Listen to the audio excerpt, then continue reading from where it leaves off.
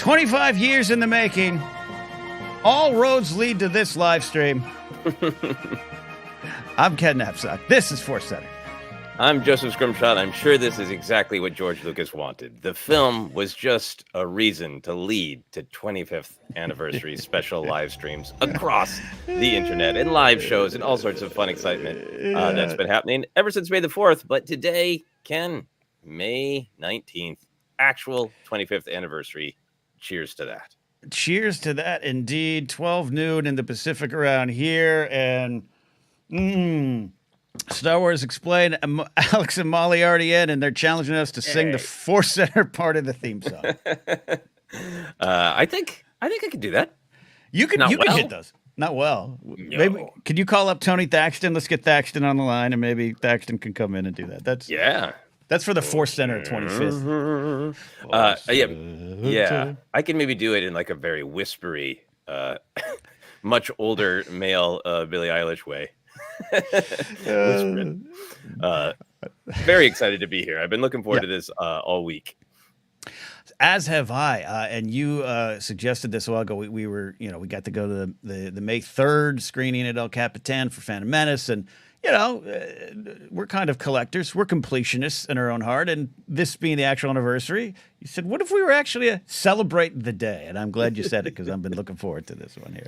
Yeah, I posted on Facebook about going to the screening at El Capitan, and it's calmed down. I used to kind of gird whatever body parts were necessary when I posted about the Phantom Menace on Facebook in particular, because I have a lot of friends my age who still, the Phantom Menace is a reason to list the complaints. But I was so delighted that nobody complained, or nobody said anything upsetting. One person said, technically May 19th. It came in real hot, and they're like, I know, we're doing a live stream.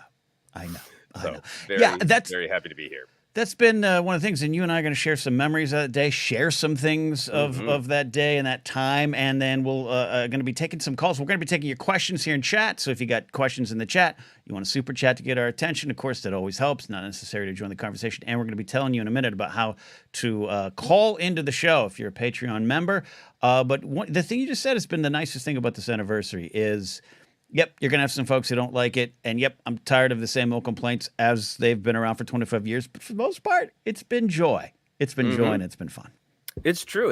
I got somebody asking me, a friend who can sometimes be kind of where a critical analysis hat about films and talk about which ones are good or bad and why not, asking me how the screening at El Capitan was. And, it was like a little bit of a risk. I was just like, I know everybody's mileage might vary, but that was a theater full of people who already knew they liked the film. And it was great to be with an audience full of people cheering and laughing. And gosh, dream come true that even some of the parts that I feel like are a little awkward. Maybe they're intended to be funny. Maybe they're a little, that's funny that's a little wonky.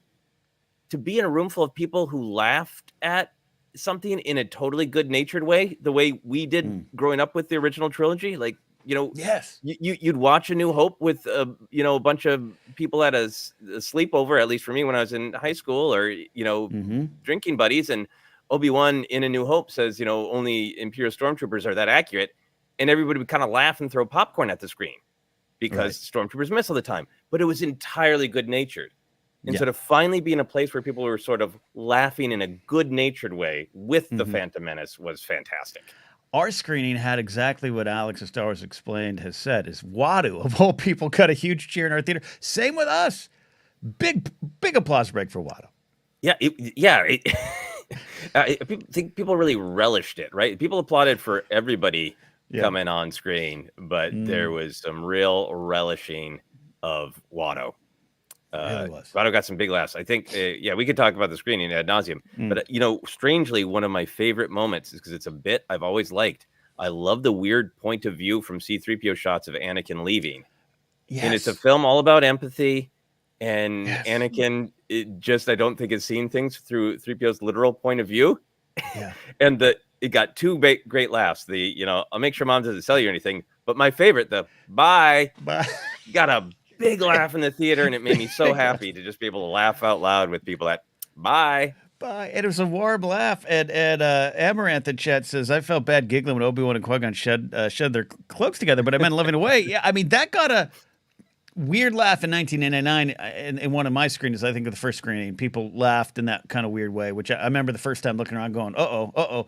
But now, yeah, it's so dang cool because it is very melodramatic and it is interstage, right? It is, and I love that we can celebrate that. Yeah, yeah. Other thing from the screening, and then we'll get on to our business. But I had a vivid memory of 99 people cheering like mad for the Tusken Raiders because I think people were processing this is very new to us, and there was such a thrill at seeing something familiar, and the Tusken beat of them taking pot shots at pod racers is a little dark and gritty. So in 99, people love the Tusken Raiders. And so I was waiting. It's like, is there going to be a big pop for the Tusken Raiders? Like, no. Just different audiences, different times, different perspectives. It's so beautiful. Yeah, that's one of my memories of that first screening too, of everyone cheering at that as well. I wonder how much of the factor is now we understand the Tuskens in a way we didn't in 1999, through Mandalorian Book of Boba Fett, that we're just like, yeah, that's a good idea for them to shoot. Yeah, I'll just say it. I think, in 99 it was like, they're being, D's, and now it's like, well, yeah, they're protecting their land. They could have just run that race right through Tusken land. Yep, indeed. Before we get to our own memories, we are going to let you know how to call into the show. That's right. Live calls are coming on in here today, and we are making that possible through our Patreon page, and our Patreon page only. You might be in the Discord, but you need to go to patreon.com/ForceCenter. There's a post that is going live probably as I speak, and it will give you the link to call in here. It's an audio call only. We will see your camera in the background, so, be prepared for that. But audio only here on the show. We're going to be taking your calls about questions you might have for us in general, memories, and your favorite moments, whatever you got. Come join the conversation. It will be a lot of fun here today. And this is exciting. Something we might do going forward here. Joseph is hearing directly from the public. We are a podcast of the people. That's right. No, it's one of my favorite parts about doing the live stream is being able to feel like it's a little bit of a conversation. So kind of taking that to the next level is great. And speaking of that, just a couple to share of people reacting to what was happening in their theaters for the Phantom Menace screening. Gaz Nottingham says, the theater I went to, everyone cheered for every pod racer being announced. I applauded quietly. I didn't want to disrupt too much. I didn't want to, distract people by screaming too hard for Team Toe, but I screamed in my heart. A lot of other. Here's from Harris, and Gibson. People seem to enjoy Jar Jar's comedy in my theater, which was nice. Him stepping in poop even got a hearty laugh. His bits got laughs. Watto got laughs. It was really Watto's show in our screening. Yeah, I feel like Watto won the day. It really was. Yeah, the pod race is so much fun, and again, shout out to Alex. He put out Alex Damon put out an old school Star Wars Explained video where he just ran through all the pod racers and had great footage for the games, and I highly recommend it. It was a lot of fun. And then your words from years ago, Joseph, were in my brain during our LCAP screening. I don't even think I told you when Mahonic shows up and he takes that bow. And I just remember you on the podcast when I was like, I don't know about Mahonic. And you're like, is it that big old Mahonic butt? Like just right in your face. And I was like, might be it. But now I love him because of his Mahonic rump. So and it's one of the best deliveries. Either the podcast announcers, Fodes and Bede, know Mahonic personally, or he slipped them some extra credits because they put more spice on his introduction, I think, than anybody else. Mahonic, Indeed. Well, should we dive in and share some memories, some trinkets, and then we'll get to some calls? Yeah. What do you got, sir? What pops in your brain? For memories? Memories and trinkets. Yeah. Well, for memories, I am 99% sure. I don't have any photographic evidence, but I'm wearing, for once, not all black or dark gray, but I'm wearing a white shirt that Jon Favreau would have worn in the film Swingers. Because I believe this is the shirt that I was wearing 25 years ago today to go see the Phantom Menace. The style or the capital T shirt? The shirt. is, Love you know, that. any longtime ForceCenter friend knows I have a hard time letting go of physical objects, like toys and shirts. That I wore this shirt all the time. So I had my white. I worked at Kinko's in downtown Minneapolis, and I had my white Kinko shirt. And I think I got off of Kinko's early. I think I got off of Kinko's. I was supposed to be done at like 5, and I think I begged my manager to be let go at like 3 p.m. in order to get emotionally ready for Nice. a screening at midnight. And I had my Ford Fairmont, my blue Ford Fairmont, and I went and picked up a friend of mine that I'm still good friends with, Timmy Wren, and did comedy with him for years, and then drove out to a Minneapolis suburb. And other friends had waited in line, and then had like this amount of reserved tickets that they were able to pick up by waiting in line. So a good friend of mine, Doug Shaw, had waited in line for, you know, the 3 days, whatever it was, for that theater. And then we got to maybe like 7 p.m. We were allowed into the theater, and we were all just like sitting on the floor. And in my mind, we were sitting there pretty much exactly like all of the Naboo pilots when they're being guarded, right before they're freed by Obi-Wan to go see the Phantom Menace. In my favorite part of this memory is, you know, there's all this anticipation, joking around, you know, lots of plastic lightsabers, all that stuff. There was the person who organized that line at that specific theater, the Invergrove Heights. At this time, the raked seating was like you had to go out of fancier's, you know, theater to get that. You know, oh, so nobody's head is going to be in your way. The guy who organized it stood up like when they were getting close to letting us like actually into the theater at like 9 or 10 or whatever it was, and started out with this, "I can't believe we're here." This sort of like great rallying Braveheart into the breach Shakespearean speech. And then it transitioned into, "I have been to this theater 1,000 times. I have done scientific studies. I know the best seat. Scientifically, it is true. And if any of you sons of bleep take my seat, I swear I will rush in." And it transformed from Jedi inspiration to just Sith madness and anger, and it rippled through the crowd of us Naboo pilots sitting there going, "Oh wow, this is not okay. This guy's out of control. This is our leader." Sir, I don't think this is very Star Wars of you, sir. Yeah. Yep. Yep. Yep. And then, you know, went in, and I always love, and it happened again at the Phantom Menace screening for 25 years later. There's so many beginnings to a Star Wars movie that the audience burned itself out on the applause, like lost their mind at, you know, 20th Century Fox, you know, lost their mind at a long time ago. It started to peter out by the time it actually said Star Wars. It's always such a fun dance. Yeah. I love all that. First of all, I want to acknowledge, where is our buddy 8984M, aka Brady, aka Kyrie, who says, "Oh, that is so 90s," referring to your shirt.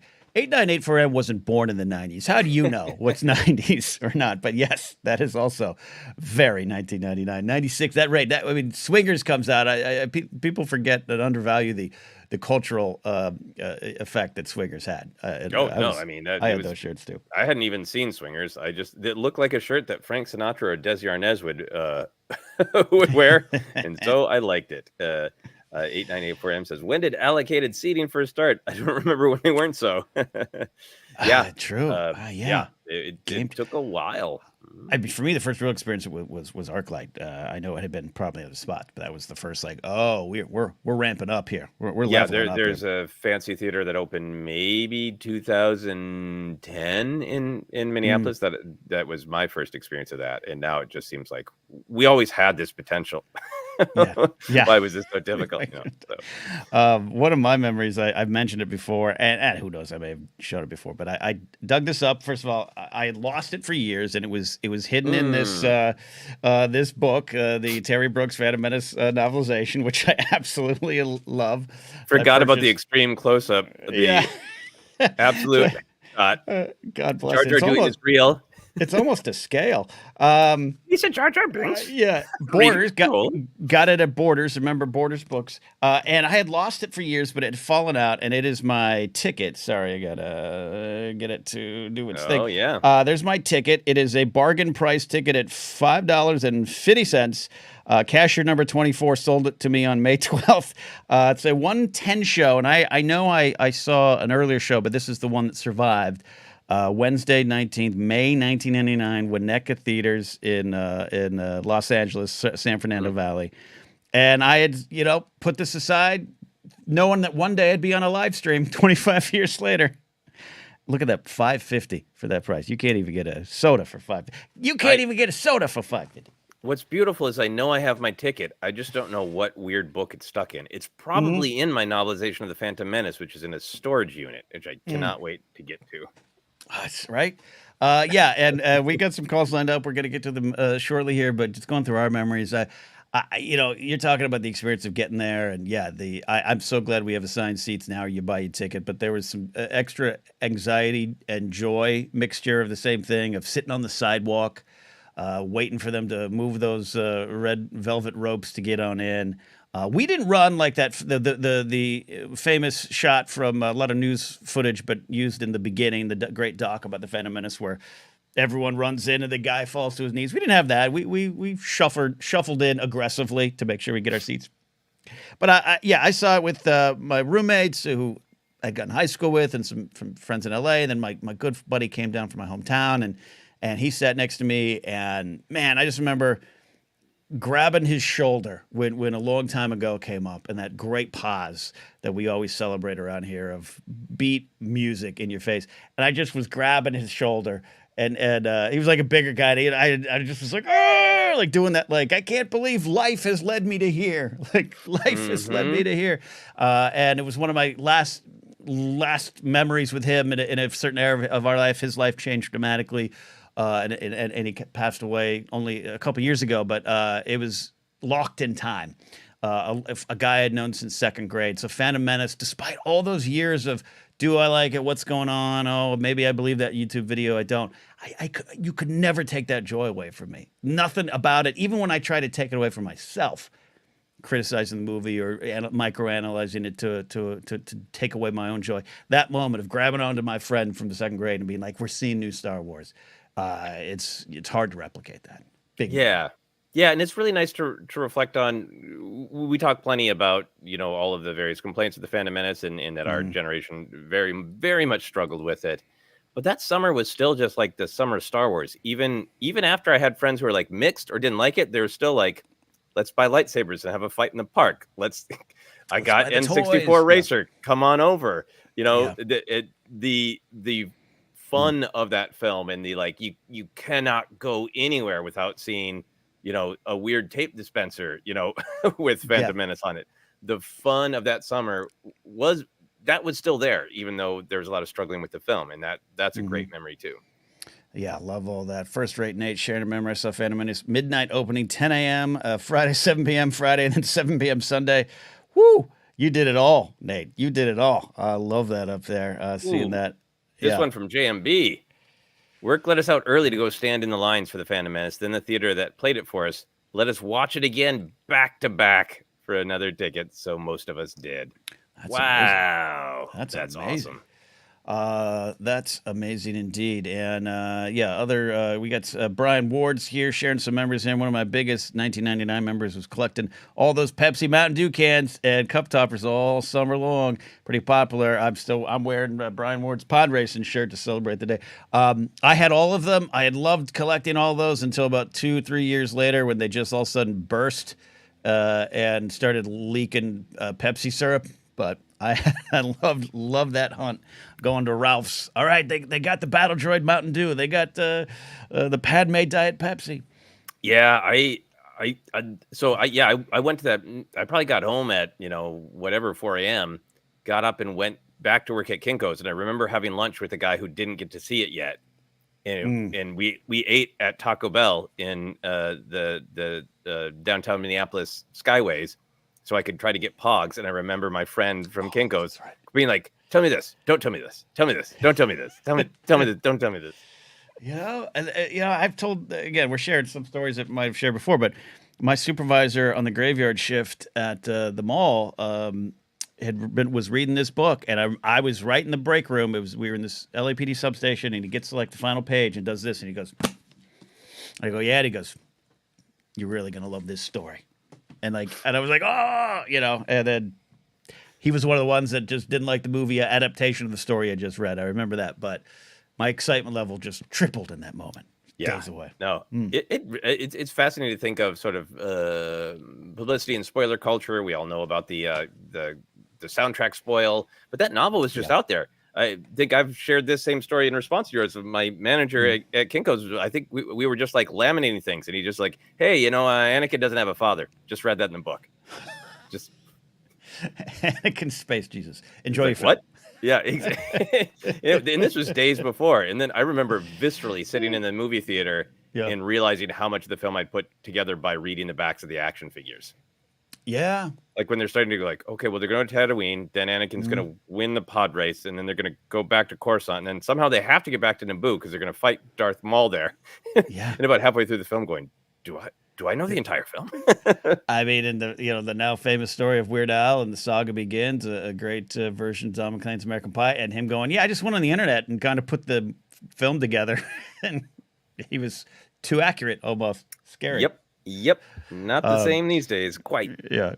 Our buddy Chris Kiefer says, remember having Qui-Gon's fate spoiled by the CD soundtrack. Rest in peace, Tower Records. What a different time it was. We've talked about this, and we were shocked to learn that Jennifer Lander. Oh, by the way, our bad. Jennifer has some family stuff going on today. Wanted to join, but could not join us today. But sends her love and love of the film. But we were shocked recently to learn that Jennifer did not know about Qui-Gon's fate. Did not know about the soundtrack spoil going in, which is great. It's amazing. Yeah. So do you remember? Do you remember the moment for you? No. You know what? I think it was in the zeitgeist. So we were already booked to do a comedy show at this convention in 1999, the Convergence convention I talk about all the time. That was its first year that we were doing like a 20-minute sketch show. And my friend, I think, had already written a song called "Don't Get Too Attached to Qui-Gon Jinn," and I think that was what actually spoiled it for me. He was like, "I want to do a song called "Don't Get Too Attached to Qui-Gon Jinn." And I think he played it on ukulele, and I accompanied him on bongo. As you should. Nick Arcus says, the kid on my school bus shouted, Darth Maul dies the day it was released. I already bought a soundtrack, so I knew about the other. We got some more memories to share, but you want to take a call here now? Let's do it. I got a test subject. This is a great way. I do calls on my show, The Blathering, on my personal YouTube channel, but we always want to make sure the system works here on ForceCenter. So what better way to test it than our pal, who we're going to see in a few days, I do believe, whether in a bar or another spot. It's Alex from Star Wars Explain. Alex, you're our test. Can you hear us? Can you feel us? Can you connect with us?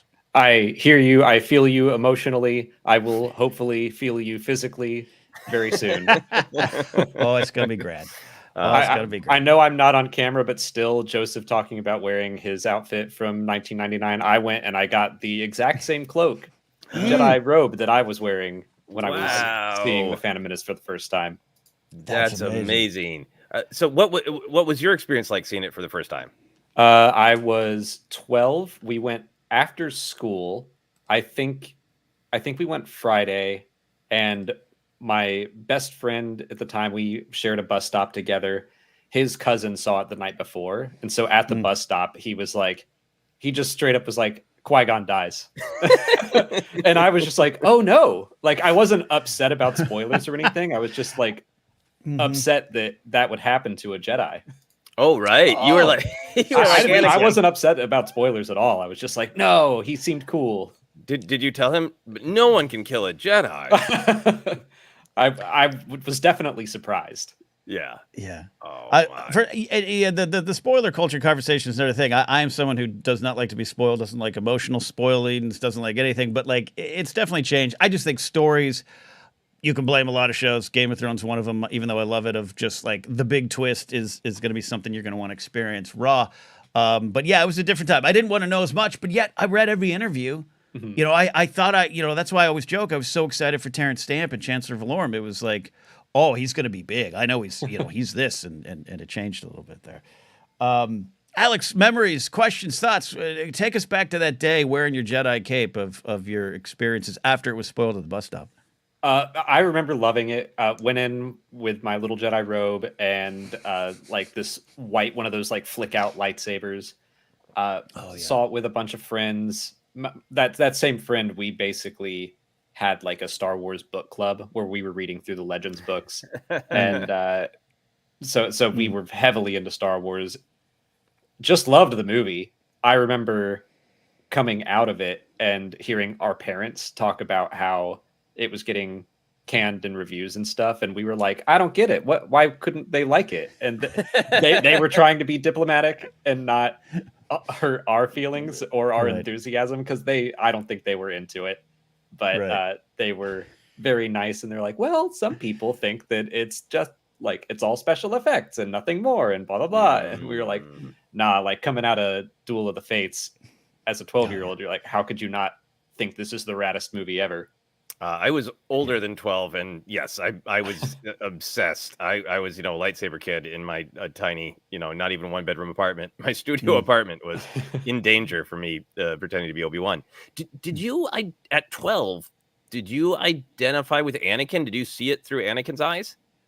I think I was still probably trying to lean more into like, now I'm Obi-Wan. We have lightsabers and stuff, but definitely enjoyed the aspect of, oh, this little kid who's flying and kicking ass at the pod race. We still liked Anakin. Yeah. I was really struck seeing it again in the theater of like how much the emotional core, how much the film wants you to care about lots of different characters and lots of different perspectives, but Anakin is so viscerally the hook, like in many ways, like the most emotional part of the film to me. That I was not in the place to identify with Anakin. He was just sort of like, he was like, when are you going to become Darth Vader? How? And I ended up connecting so deeply with Obi-Wan Kenobi in a way that I didn't foresee at all. That now I'm just fascinated with trying to see it all through Anakin's eyes and talk to people who really related to Anakin. It's interesting that still to this day, I think Star Wars fans go into every project with these expectations of this is what the story will be. And for the prequels, it was like, yeah, we're going to see Darth Vader become Darth Vader and kill Jedi constantly. And that's going to be awesome.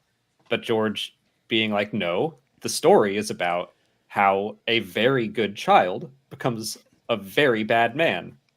And him being so adamant on this is what the story is and you can all deal with it. I've grown to love that attitude. It is truly, truly amazing. I rewatched Attack the Clones the other day because it was popping on social media that it was its anniversary and other people were watching it. And I was just like, I don't often just sit down and watch random Star Wars movie, but I just saw Phantom Menace and I want to see Attack the Clones again. I love Attack the Clones. I get some of the various problems that people have with it, but that spirit that you're talking about, Alex, of like, Lucas took a beating on the Phantom Menace, and like, okay, maybe there's not as much Jar Jar, maybe there's not as much, silly humor. 3PO still goes for it, but to turn around and do Attack the Clones and go, I'm going to do the pulpiest, the weirdest, the most sort of bonkers. You got to be in the bubble of Star Wars to kind of, Attack the Clones. That's one of the reasons I love it. It's amazingly like, F y'all, I'm doing what I want. I can't wait for the anniversary of Attack of the Clones. Your love of that film has brought out a lot of things in me about that film that I love. I think I never would have thought I'd be defending it in the public as much as I do, because just connecting with it. Alex, you talking about the looking through Anakin's eyes, or trying to be Obi-Wan? Of course, by that cool age, you're 12, you're in junior high, you got to be cool like Obi-Wan. But I'll almost describe it as a little bit of a sickness in my perspective at the end of that film. I used to, and I would tell my work friends about this, how much I loved the film ended with joy, the peace orb, great music playing, but it does these shots of Anakin, Padme, Obi-Wan, even the droids, and I'd just be like, it's all gonna get effed up, and I can't wait. They're entering this dark story, and yay, and we would listen. we would take over the mall. I worked the graveyard shift at the mall. We would take over the mall's music system, and I would put in the Phantom Menace CD. And so we'd just walk around this empty mall at 3 a.m, and it would always come to the end finale where you could hear, the Vader theme and Vader's breathing, and I would just be like, "That's what I love the movie. Anakin's gonna get all messed up." It was maybe a generational problem, but it was there. It was there indeed. Alex, any other big memory before we start taking some other calls? We really appreciate you being our guinea pig for the calls. Sure. I think just the general feeling around that summer, like you said, it was just this summer of Star Wars and collecting those action figures, reading all of the backs of the cards, like you said, or listening to the lines off of those data chips that they came with.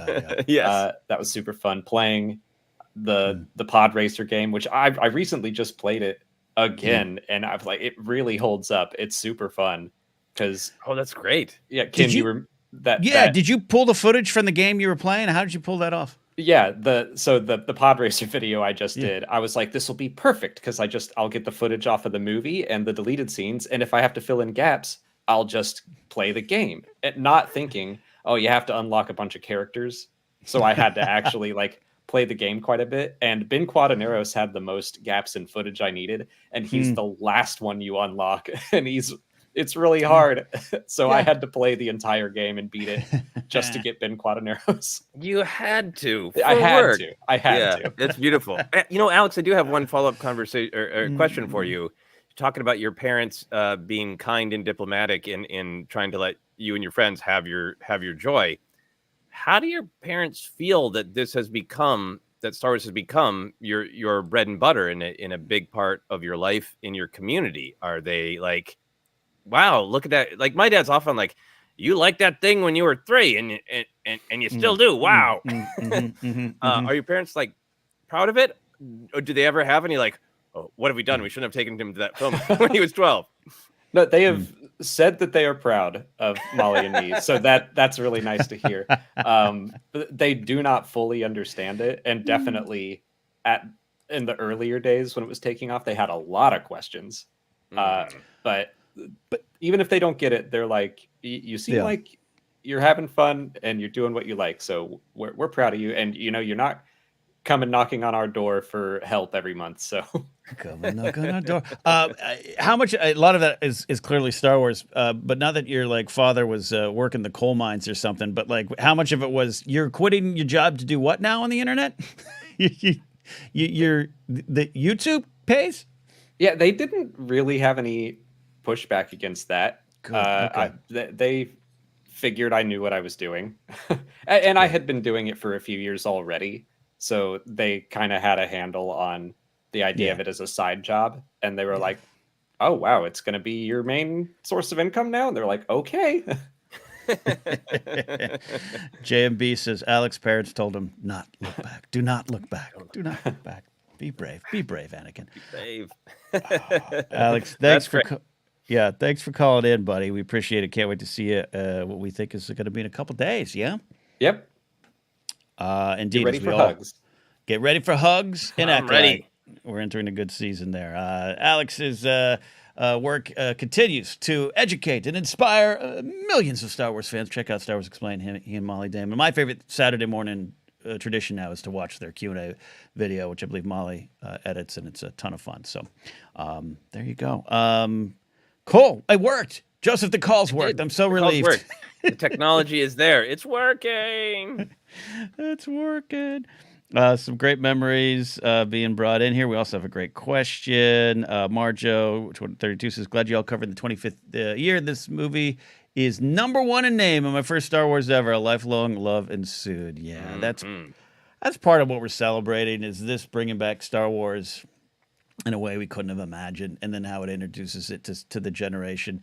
No matter how much we as a collective generation may have tried to stamp out the fire of love for Star Wars in this film, that's the lasting legacy, and that's been part of the joy. I think going back to 20th at Chicago and Ahmed and feeling it and just feeling the tide turn, that's been my favorite thing, to get comments like that from Marjo. Yeah, no, absolutely. Absolutely. And some good comments here to Katie Lorraine says, I related the most to Jar Jar when I was a kid. I didn't have many original trilogy fans around me and didn't know much about Star Wars when I went to see episode 1 in the theater. Yeah, that's great too. Jar Jar is absolutely a perspective character, right? Of Mm-hmm. I've also had days that start out pretty okie day and then just go wild and feel totally out of place, out of my element, Mm-hmm. wondering if I'm wanted, trying my best to be positive. Jar Jar's journey is kind of like moving to Los Angeles. Like, I'm just trying, everybody. Sorry. You had a brisky morning munchie, and then you moved on out. Started a pretty okie day having that call with that manager. Then, yeah. Pretty good. Good stuff coming in here. Elias, who I met in Boston, says this summer I bought a Darth Maul necktie, which he still has, an inflatable Darth Maul chair. Remember that to start furnishing my first apartment. Oh, I remember those early days where you could put anything in your apartment to sit on. It would work. Speaking of sitting on, I had like 3 different, maybe 4 different pairs of Darth Maul underwear. Target had all sorts of Darth Maul underwear with different little insignias of his face. You know what's funny? Some big, some small. I didn't know to shop at Target until like 2003. I didn't know what Target was. I knew it was there was one off DeSoto on the 101 freeway in LA, and that's all I really knew. I missed that. Damn it. I got to go get some Darth Maul underpants. Time to time travel. What do you say? You ready for a new call? What do you got here? Yeah, What do you feel? Let's do it. Let's do it. All right. He was first in chat today. I believe he's calling from Scotland. We're happy to have on the show today. Marco, how are you, my friend? Hello, can you hear me? We can hear you perfectly. How are you? Oh my God, this is amazing. Thanks for supporting. Thanks for calling in. Share a memory of the Phantom Menace. What do you want to talk about? First of all, I'd like to ask, what are you guys drinking right now? It's a fair question. Yes. I have got it's a Japanese whiskey that my buddy Matt got me, and I don't remember the name of it, but he just said, only you can drink this. Do not share this. It is yours, and I'm almost through the bottle. It's so good. Well, I poured myself a whiskey, and then realized I didn't have any mixer at all. So I decided to go along with my 1999 shirt. I probably came home from Phantom Menace and had a beer because I was a beer young man. So I have a Hoegaarden wit beer in a solo glass that I got at the ArcLight movie theater here in Hollywood. That's awesome. That's awesome. Yeah. Are you enjoying anything, Marco? Well, I was, I actually, like here in Scotland, we're like, I don't know how many hours, like 5 or 6 hours ahead of you guys. Mm-hmm. So I was expecting you guys about 6 p.m. here, and I don't know why, but like kind of went to 7 p.m. and 8 p.m. At which point I had a few beers. I'd made pizzas for the family. I'd hit the whiskeys. I'm like, still not happening. And then finally, you guys were like, it's working. Well, you were first dead, and I appreciate it. And I love that you're like, family. Here's some pizzas. Daddy's drinking, and he's gonna go talk Star Wars. Yeah, well, that's exactly. I said to my wife, I was like, when the door's closed, I'm on the podcast. Hopefully, so keep the kids away. You're here. You're here. Love so yeah, share a memory of Phantom Menace and your experience with it. What I did was, in that extra hour or two that I had, I actually decided to put on the last hour of Phantom Menace because was it last week or the week before? I think it was last week. It was on the cinemas, and we went all in Jedi robes with lightsabers as a family, me and my wife, my 2 sons, to the cinema, and that was great fun. That was amazing. And but I have to say, I really remembered. I hadn't seen it in the cinema since when I was. I mean, I was born in '77, so when the cinemas, I was like 20 something, and I have to say, I was quite disappointed at the time, but I remember like I really enjoyed. I've watched it a lot since then, and I realized that like the last sort of half hour of the movie is the best part. And so what I did is in the time I was waiting for you guys to get online was like watch the last hour of the Phantom Menace on TV on Disney Plus. So I noted down a few things that that I noticed were cool about the last hour. Tell us. Get to it and tell us. I hope you've got time for this. First of all, I noticed that I noticed that Anakin's defiant narrowing of eyes when facing the Jedi Council when he was told that he wasn't to be taught, and he was like, you know. Yeah. It's a quick shot, but a powerful one. Yeah. I thought that was good. I also noticed when the droid army were like lining up, it reminded me of Spartacus. Totally. You know, that kind of like the Gungan armies are lined up, and the droid army just like so sort of mechanical, epic. And like I the love fear that. coming in, it reminded me of Spartacus. Anyway, yeah, absolutely. The ignition of the double blade of Sure. Maul was just obviously probably the best moment of the whole film. It's up there for sure. Yeah, it's timeless. The early kind of linking to video game kind of movies to video games of like Anakin in stationary Naboo fighter like taking out the droids. That was the first like time where you thought like this is like a video game. You know, the way he's like just taking out the droids. Yeah, that's true. The Gungan creatures. This is a bit of a long shot, but like the large Gungan creatures looking a little bit like Attack walkers. Oh yeah, or the organic versions of Imperial walkers. Yeah, I don't know. It's a long shot, like. No, but it works. No, I love them. They're epic. Also, like the Jar Jar's friend going, Jar Jar, Yusu la Puba. I don't know. Yeah, Captain Tarples. Yeah, Tarples. What else I got written down here? Give us your big finale. There was a real kind of like raising the bar of like lightsaber battles, more violent, more dynamic. We've never seen anything like that before. You know, up until this movie, lightsaber battles have never been quite so aggressive. You know, like Qui-Gon's using like an elbow punch. You know, and there's not a lot of fisticuffs in the original trilogy. Like Han flips the biker scout, but that's about it for like punches, elbows, really, right? Like it's pretty aggressive, you know. That's great. And first thing I noticed actually tonight was the first time I ever noticed, and I've watched it a few times. So I watched all the Star Wars movies a few times, but like droids of the droid army collecting the scraps of the droid army. Have you ever noticed that? the tiny little droids. They're not celebrated as much. The little cleanup droids on the battlefield. The cleanup droids. I never noticed that before. Incredibly difficult to look up for trivia is what they are. I wanted to jump off that real quick and share this because is one of the things I was really affected by in the screening.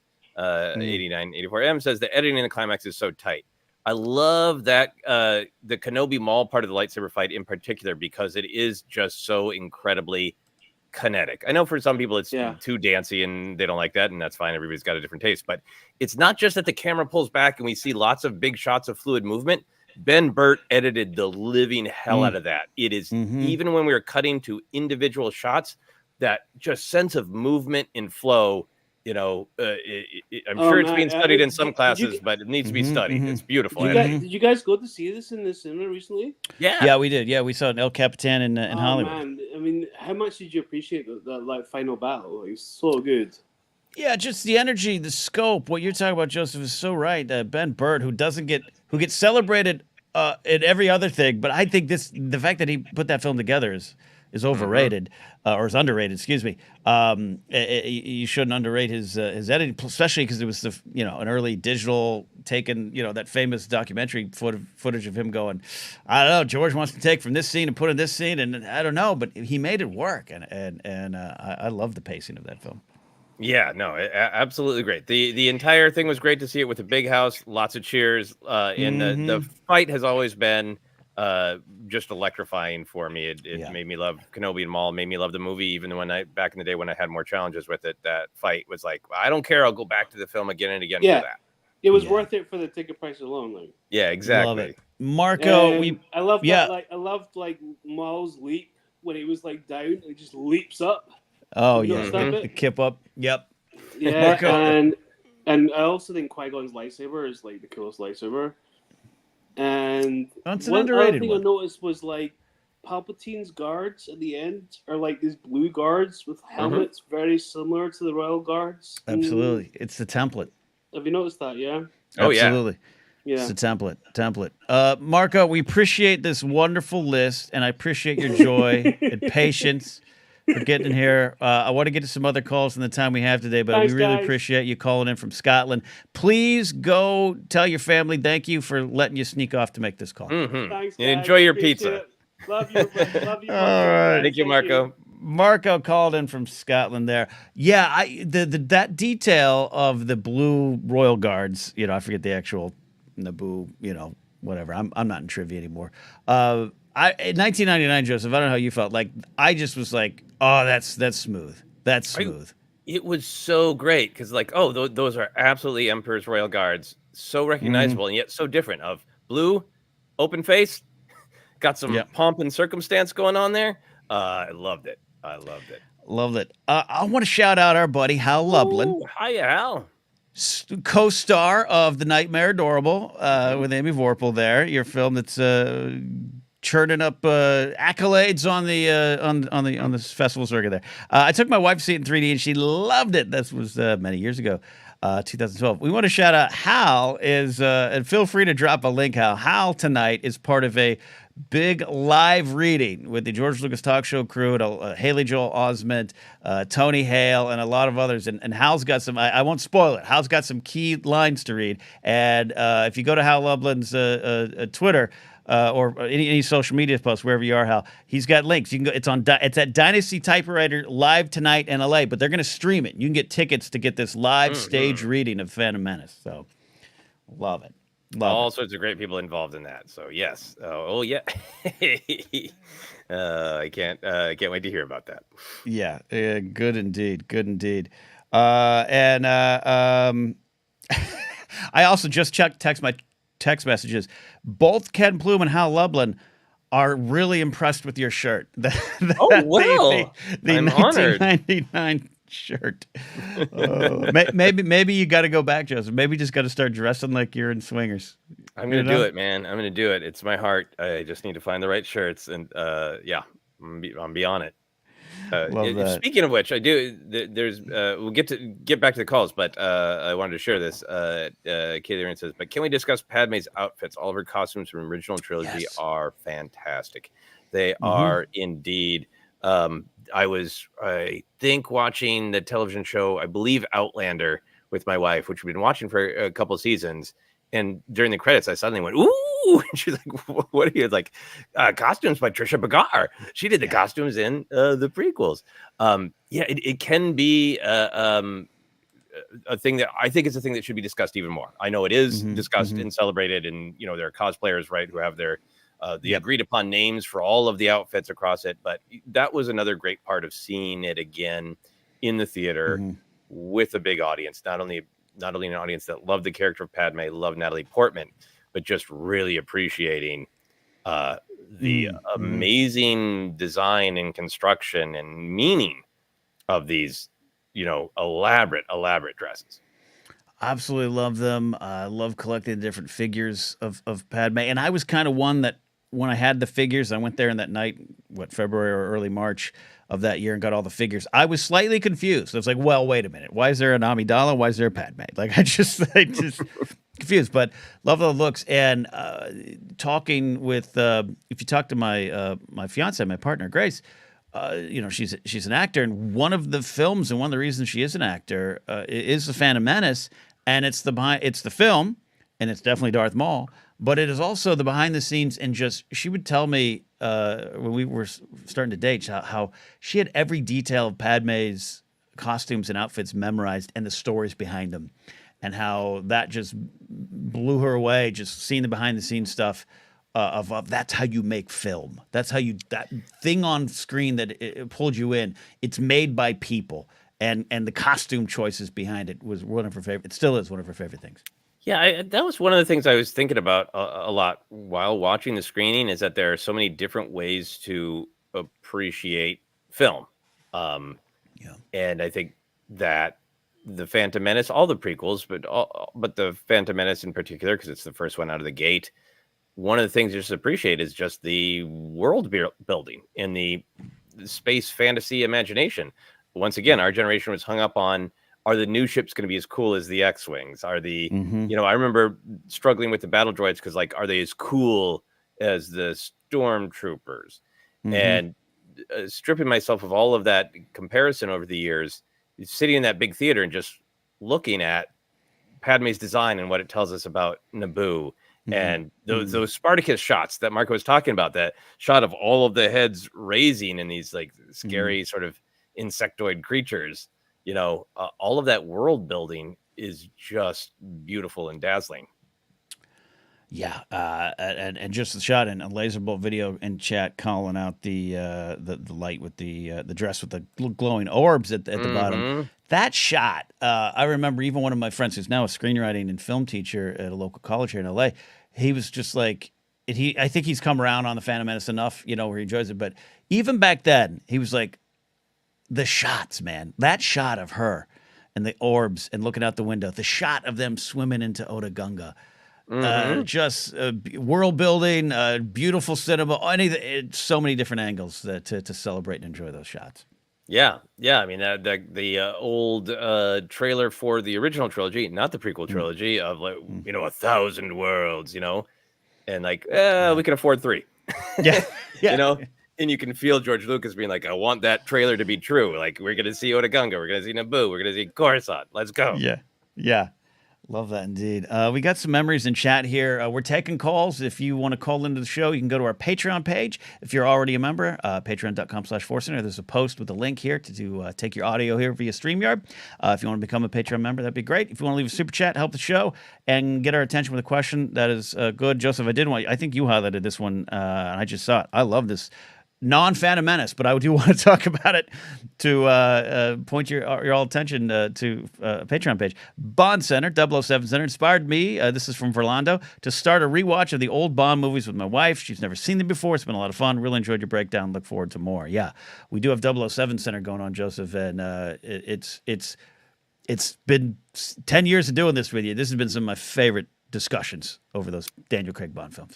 I love those movies, and it's fun to just really kind of take a laser focused look at them and to hear your thoughts and your memories and all the ways we process them over time as well. And Quantum of Solace being its plot being extremely painfully relevant to the point where there was a news report that the villain's plot was happening in real life. Now in 2024, the day that Ken and I recorded our discussion of Quantum of Solace, and stuff's really, really great. And lifelong Bond fan, it's really great to hear your takes and deepen that love. So a lot of people in the stream are patrons, so it's available free for patrons. But if you're not a patron and it doesn't work for you and you just want to check it out, we've got it in our Patreon shop, which I think we're going to try to make more of. It's a new thing that Patreon's added where you can do the one-off, buy this video, this review, if Patreon doesn't work for you as a regular thing, which is totally understandable. So I think we're going to try to make more of the shop. Love that. I got another question for you, Joseph. This is before we go back to calls. Sabersmith has this wonderful question. Are you guys looking forward to the Star Wars themed Oreos coming out? Here's my sum total of knowledge that I know about the Oreos is Brian Ward's wonderful artwork. I've been really, really, really busy with some of the film work and some life stuff this past week. So I haven't spent that much time on social media. I'm just scrolling through to take a break, and it's like either something's going on with Oreos and Star Wars, or our dear friend Brian has broken. Because one of these two things is happening. Because it's just all Oreos all the time. It's so great. So I'm looking forward to. I'll Google it all live on air. I don't even care. Yeah, I love Oreos. Are one of my weaknesses, and technically they're vegan, so that's a weakness for the house here. And I saw Brian's pictures first, and I thought Brian was just doing one of his great photoshops. I thought he was doing his art. I thought he had made out the fact that there was a Dexter Jetster Oreo, and maybe there is. Maybe he's wanting to add it to the line. But I can't wait. I'm even up for a challenge on our next live stream here, maybe late May, where I'll see if I can eat an entire package. For money. It's a bet. If you dare me, I'll do it. But I love Oreos, and if it's Star Wars Oreos, Oh yeah, the blue cream and the red cream. Oreo has dropped a collaboration with Lucasfilm featuring special edition Star Wars sandwich cookies. Did 3PO write this article? I love corporate descriptions of things we all just know as Oreos. A sandwich cookie. The Oreos, both, they're infused with Kyber sugar crystals. Okay, great. I've always wanted to eat a lightsaber. The Oreos also feature heroes or villains embossed on the cookies themselves. Darth Vader, Darth Maul, Stormtrooper, Luke Skywalker, Yoda, and Princess Leia. Okay, I'm all caught up. Thanks for it. So clearly, we're all hoping for the deep dives now. Yes. This would be great. There you go. All right. Where you want to go? So you want to share any memories of yourself, or you want to take some calls? Let's go to the calls. People have been waiting for a while. Let's do that. Yeah, we got a few calls lined up, but this caller has been in the queue for a bit here. Will Dixon is on the show now. Will, we appreciate your support. What's on your mind? What's your question? What do you got, sir? I'm just here representing the Star Wars Betamax generation. Nice.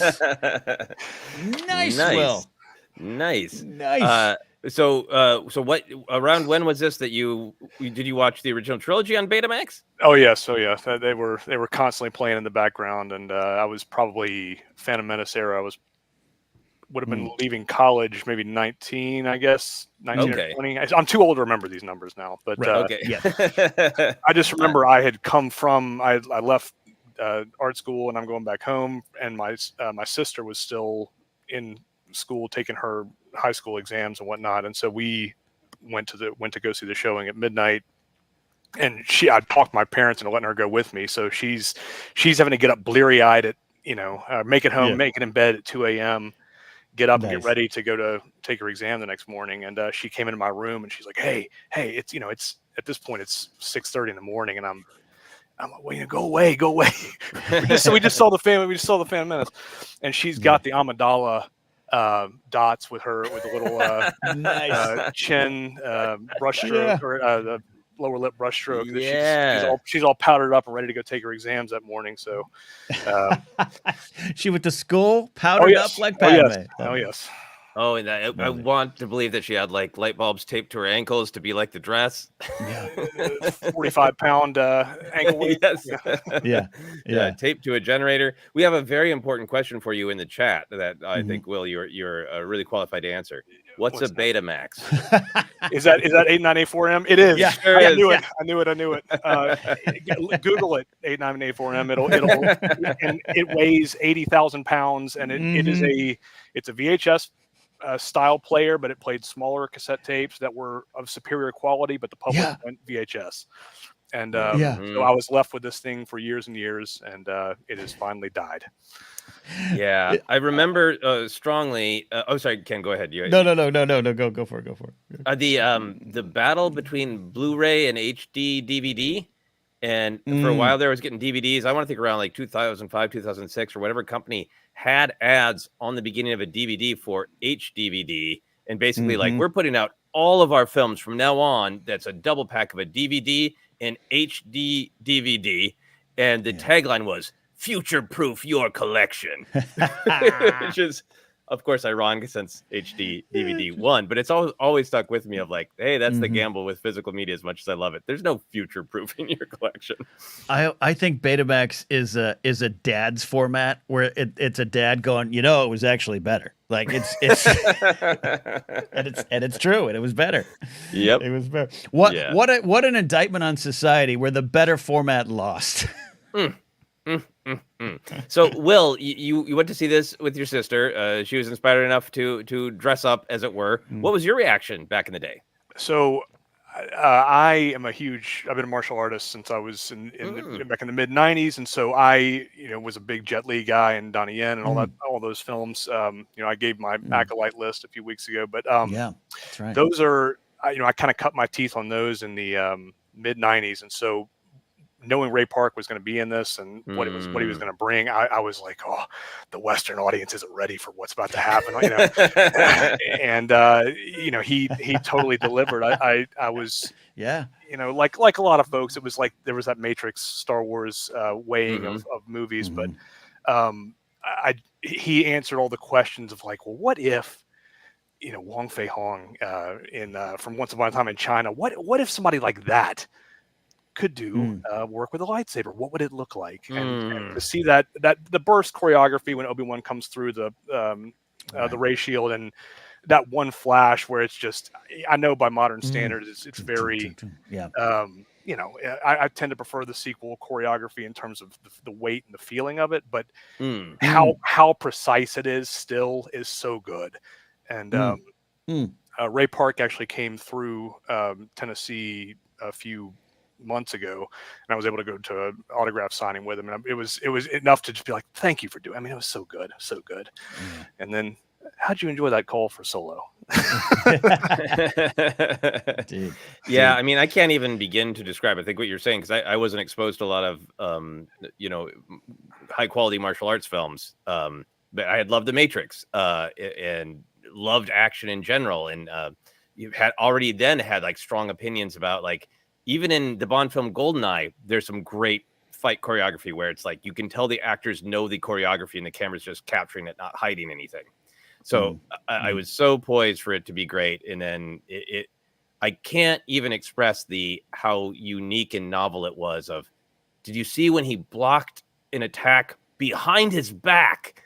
And yes, it is nothing. It's nothing super fancy now of when Obi-Wan spins the lightsaber earlier and guts a B1 behind his back. But there was that video game in 2000, Star Wars Jedi Power Battles, where if you push like 18 different buttons and did a curve, you could make Obi-Wan do the backwards lightsaber. And I spent hours just trying to line up someone behind me and do that. I fell off cliffs doing that. It was a huge impact, the choreography and the advancement. Yeah. Absolutely was. We just had the demo. You're igniting my PTSD of trying just to get Luke to ignite his saber. It's not happening. Go for it. Go for it. I was just, Will, I had a final question for you, but then we can hit Joseph's question too. But you said you were about 18, 19. I was 23 when this came out, and that is enough time and enough age to maybe have a different experience with the film than, say, my 7-year-old cousin who loved it immediately at the time. Coming out of your first screening, where were you with it, other than you explaining your love of the choreography and the fights and Ray Park? But where were you coming out of that? About the same as you guys. I was thrilled. The lightsaber battle totally captured me. I had some Jar Jar issues for sure. The Nemoidian voices, there were things, but the Fode and Bede, the pod race call, like all that. But I still felt like I loved it. And then as time went on, and the voices, all the chatter starts coming in, I changed my opinions, and but that next Halloween I went for Halloween as Obi-Wan. So so something, it was still there, and we all still bought it on that VHS copy in the box that came with the little film clip and all that. So there we all were. We had it. We had it. We had Puppet Yoda. I mean, we did. We were going to watch it Hell or High Water. So that was it. Yeah. Well, looking to the future, I believe you shared some Shaw Brothers films recommendations a while back, and I took a screen capture, and I was trying to find it actually last night because my wife and I were trying to decide what to watch. I was like, I don't know, I want to watch one of them Shaw Brothers films, but I don't know which one. If you were going to recommend like 2 Shaw Brothers films to people who are curious about Leslie Headland's stated influences for The Acolyte, what would you recommend? 36 Chamber of Shaolin, probably. That's a Gordon Liu flick from I couldn't tell you the year, but that's a great one. I'm not even sure what else I put on the list, but let's see. 36 Chambers of Shaolin is the one that came rolling off your tongue. Yeah, that's what I would go. I would go there with that. That really captures a lot of that era stuff. I think I may have put like Kid with a Golden Arm on there, or something of that nature. But I'd start there. It's kind of the gateway. I got into those not because of the quality. I got in because of the comedy. Some of those the chop-socky kung fu flicks were they were so terrible. But then when you see a good one, it's like, wait a minute, like this is a brand new world. And then I was hooked from that point. So I'd begin there. You can look at the Shaw Brothers stuff and also the Golden Harvest films. That's going to deal with a lot more Jet Li stuff, and Okay. then those guys Love came it. in to Golden Harvest. So awesome. Well, those are great recommendations, and I'm really going to try to make some time for it before the old Acolyte explodes on our screens. Yeah, exactly. That's going to be great. Will, thank you so much for the call. Thanks for being a long-time just supporter, listener, contributor to the show with your great questions. We absolutely, appreciate it. I appreciate you guys. Thanks. Will Thank you Dixon, so much, Will. calling Cheers. in from Tennessee. Cheers indeed. Great stuff. If you're just joining, we had some numbers pop up here in the live views. It's me. It's Joseph. Jennifer's out today with family, but we're celebrating Phantom Menace 25th anniversary release today. But we're also taking your calls. If you're a Patreon supporter, there's a link up on the Patreon page. It's not in Discord, only on patreon.com/ForceCenter. So I want to shout out some super chats as well, Joseph, from our buddy Brian Tiller. Says thanks for the live show. We appreciate that. And Chris Kiefer putting 25 credits on Team Toe Pagless, winning the next Blue Team Classic. Thanks for the fun show. Which reminds me, you have told this story. I feel like, Lenny, tell me about the rabbits again. But your love of Team Toe was one of the first things I knew about you. Where did that come from? Yeah, so there was, I think it also came out in 2000. There was the Jedi Power Battles, but there was also for the PlayStation 1, the PS1, the just play through the Phantom Menace game. And remember, one of the things that my friends and I talked about a lot, that all of Qui-Gon's dealing back and forth with Watto, it's not that hard to follow at all. But if you're expecting something really simple, as simple as, here's the hole in the Death Star, shoot it. Qui-Gon's, machinations. And I remember kind of playing that game, and by that point, by 2000, I think some of my friends had really kind of soured on it, and I was still like, I don't know, I love it all. I want to live in this world. So I was having so much fun playing this video game and playing through the story. And you get to, and it's got a bunch of added stuff. Right. But to my recollection, it's even more complicated. It was more like a more modern video game where Qui-Gon was like, well, I need to talk to somebody about buying a credit. Well, to find out who to talk to, you have to get, 3 credits from this person, blah, blah, blah, blah, blah. And one of the things, the complications was he was trying to make a deal with Team Toe, and he finds Team Toe, and he's drunk in the bar before the pod race. And I don't support that. I don't think that's a good idea. But it just gave him all this character, just this like, I'm playing this video game that's like 8 levels deep into the, bartering around Anakin's freedom in the pod race. And I'm down to the fact of like, are we betting? Are we betting on the low confidence pod racer Team Toe? Who's Tiplin? Yeah. I was reminded of it because in Alex's great Star Wars Explained video about all the pod racers, he goes in, he doesn't go into it in detail, but he just strongly is like, Team Toe might have been drunk during the race. Like, and I was dying laughing, thinking of again one of my early memories of meeting you, and you're like, love Team Toe. He's got a drinking problem. Team Toe. And someday I want to replay that game and see, like, I know some of it is like exaggerated or weird or off in my memory, but that's my memory of it. I was like, I can't even believe this. He had character. And, I was grumpy at first because it was such a different design. Lucas didn't have access to CGI. So that like totally different body shapes that almost all the pod racers were little weirdos. It was like, I don't know about this. And then that was the first time that just made me go like, well, screw it. This little weirdo's fun. What the hell's my problem? Let yourself love Team Toe. So I think that's part of it too. There's a t-shirt. This little weirdo's fun. Just walk around in that. I want to throw this up real quick. Will says, there it is. Very understandably, like, now that I'm off air, I got them all. So if anybody wants to take a screenshot, I'm going to. Here are some recommendations from Will, our resident Shaw Brothers expert about films to check out. That's great. As you get ready for the Acolyte. There you go. We got some calls lined up, Joseph, but if you see a question or something in chat, we can grab that. I was going to grab this one because it is so... Please go for it. If we're talking about the Phantom Menace, if we're talking about 1999, this has to come up. It's legally, our responsibility. It is Jared's question. Jared will let us. How many times did you see Meet Joe Black? So I'll confess, if I haven't already, the answer was 0. I had started my public safety career, and there was the Pacific Theater's Winnetka, which is about 5 minutes from where I worked, but there was the Pacific Theater's NFC 10. The Northridge Fashion Center 10, and they played trailers on a loop in the lobby on a giant, like almost Diamond Vision side screen. So if you were patrolling Zone 6 is where that part was in the mall. You patrol 4 through 6, and you would slide in there just to do a check. I'm just checking how's security going in the theater. Oh, you know what? I'll just sit here and watch this trailer. So I never needed to go to Meet Joe Black. I could see it nightly as I worked. It was a great perk of a horrible job.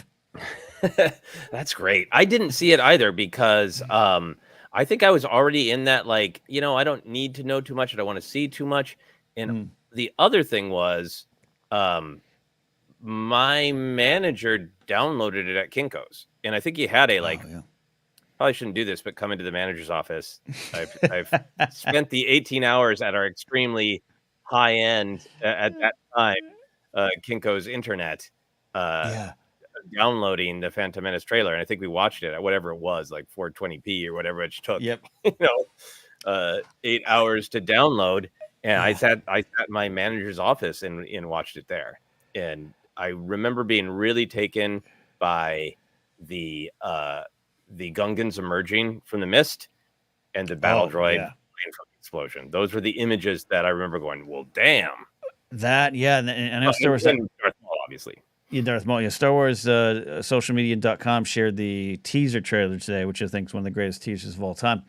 I think Kelly Knox tweeted out, this is still the trailer I've watched like the most time in my life, or whatever. I'm paraphrasing her tweet or her post. For me, saw it there at work and all that kind of stuff. Never snuck in to Meet Joe Black, or never bought a ticket for it. But I had a VHS copy. I recorded it off TV, right? I don't remember how or when. And my roommates and I showed them first. They'd come home from college. They were all both at CSUN and Cal Arts, and they came home and I was like, you guys want to see it? And I put the VHS in there, and I remember us all cheering, and I'd already seen it, but cheering when Jabba showed up. Oh yeah. On that trailer. This is the full trailer, I think, right? He shows up, and my friend Casey, who eventually became the story editor at SpongeBob, he was just like, he just gave this big like fist pump, like, yeah, Jabba. That is great. Here's just a straight up question. Let's grab a question, and then we'll get back to the old phone calls from Gaz Nottingham, who says, I have a question that has been around for 25 years.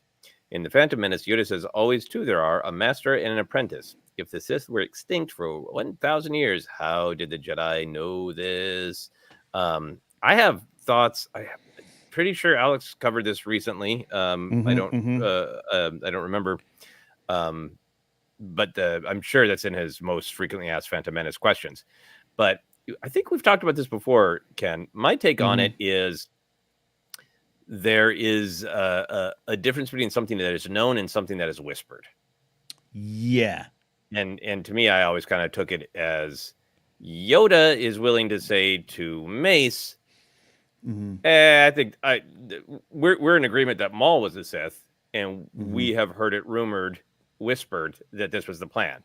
Whereas you maybe have Jedi like Ki-Adi-Mundi, who's like, Right. That's paranoia. That rule of two thing is a whisper that we hear when we run people down, and it's BS. But Yoda's like, they're back.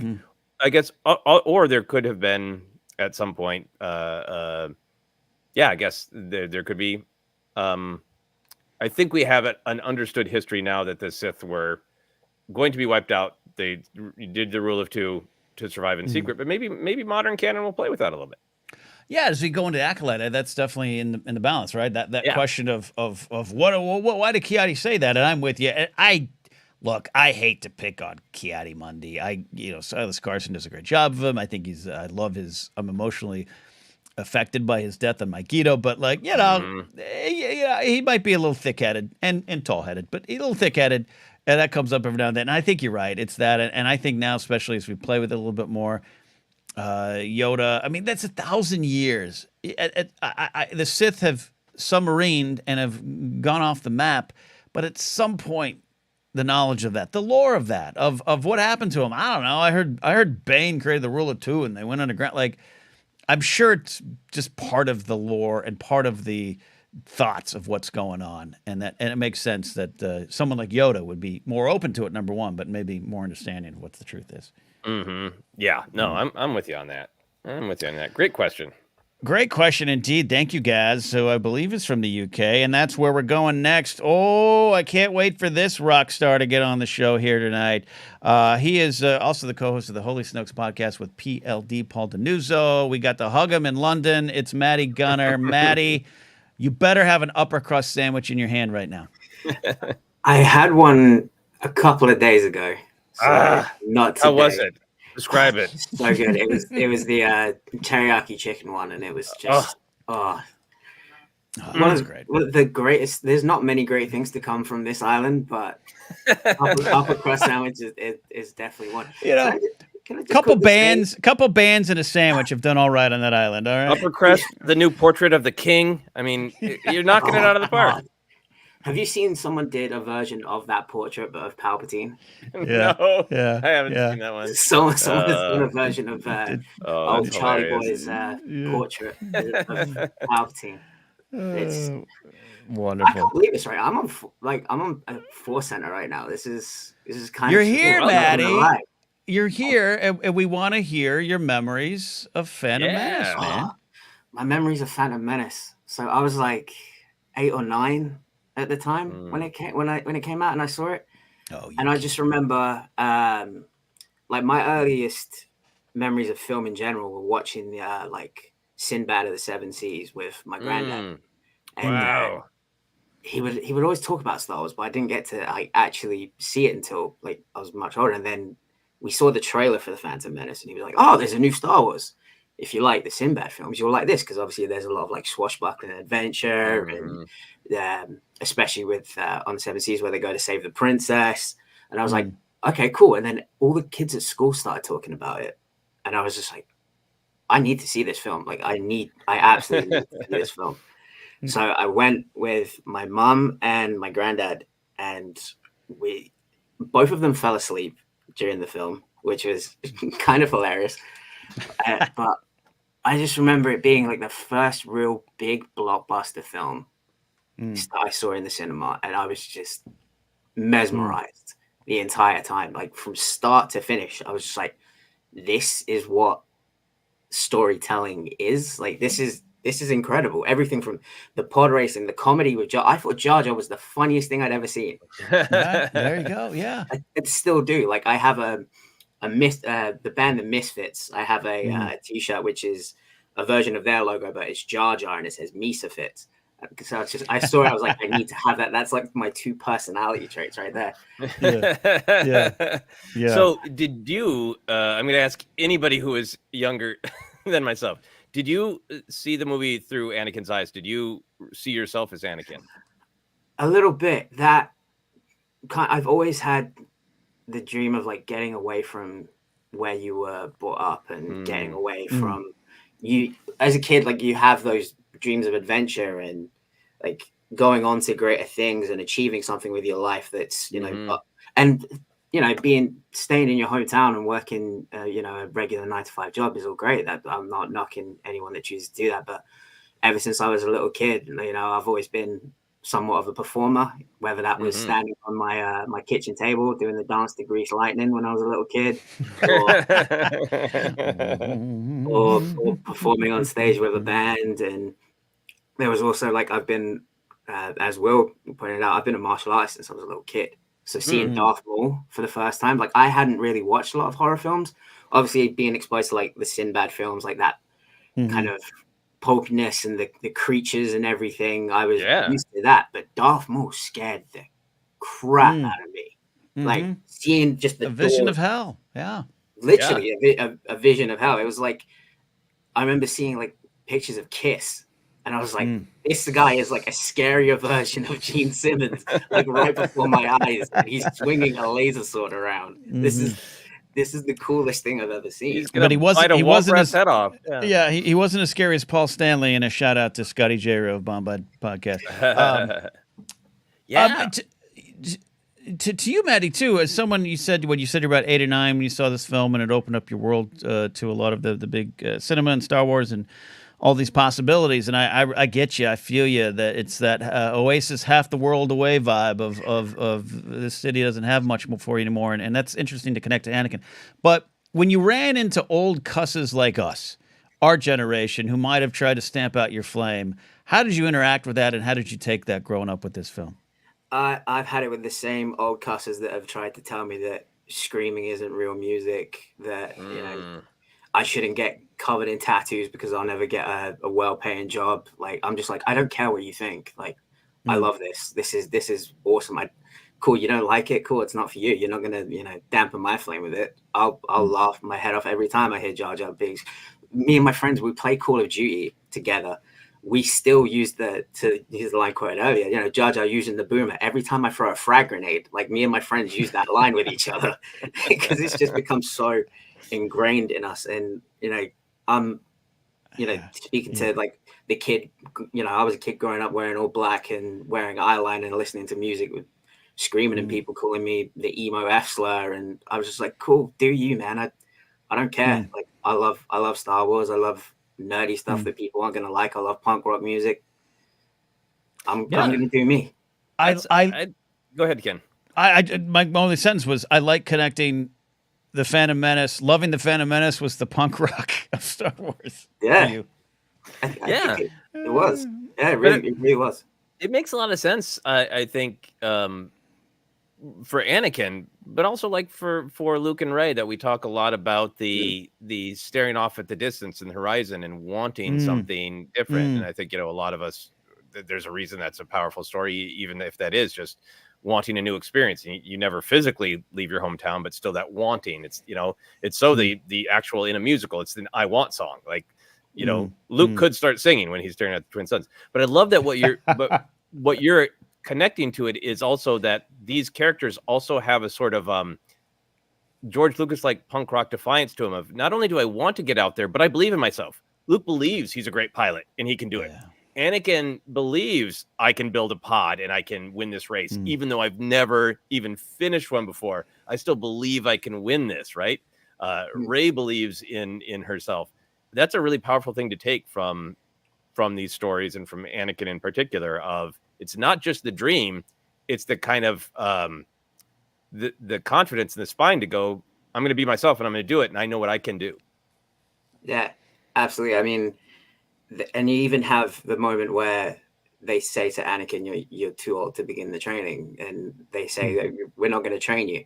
I remember specifically having one music teacher that always told me, you're never going to be the next Jimi Hendrix. I didn't want to be the next Jimi Hendrix. I want to be the first Matt Gunner. And then one day I'm playing out to a sold out venue in my hometown, completely sold out. I'm the headliner. And all I could think in my head was, I showed you, I couldn't do anything. And I think I do resonate with Anakin with that, because he rebelled. He was constantly rebelling against the council. And that was a little bit of the Qui-Gon in him. Of, without he did provide the council multiple times. And went on to become some people, myself included, believe the greatest ever. I hope that when you got off that stage, someone kissed you and said, "You've brought hope to those who have none." I was gonna say, I'm very happy when you turned and became a Sith Lord, Maddie. It worked out well. You took all the good lessons from Anakin, all of them.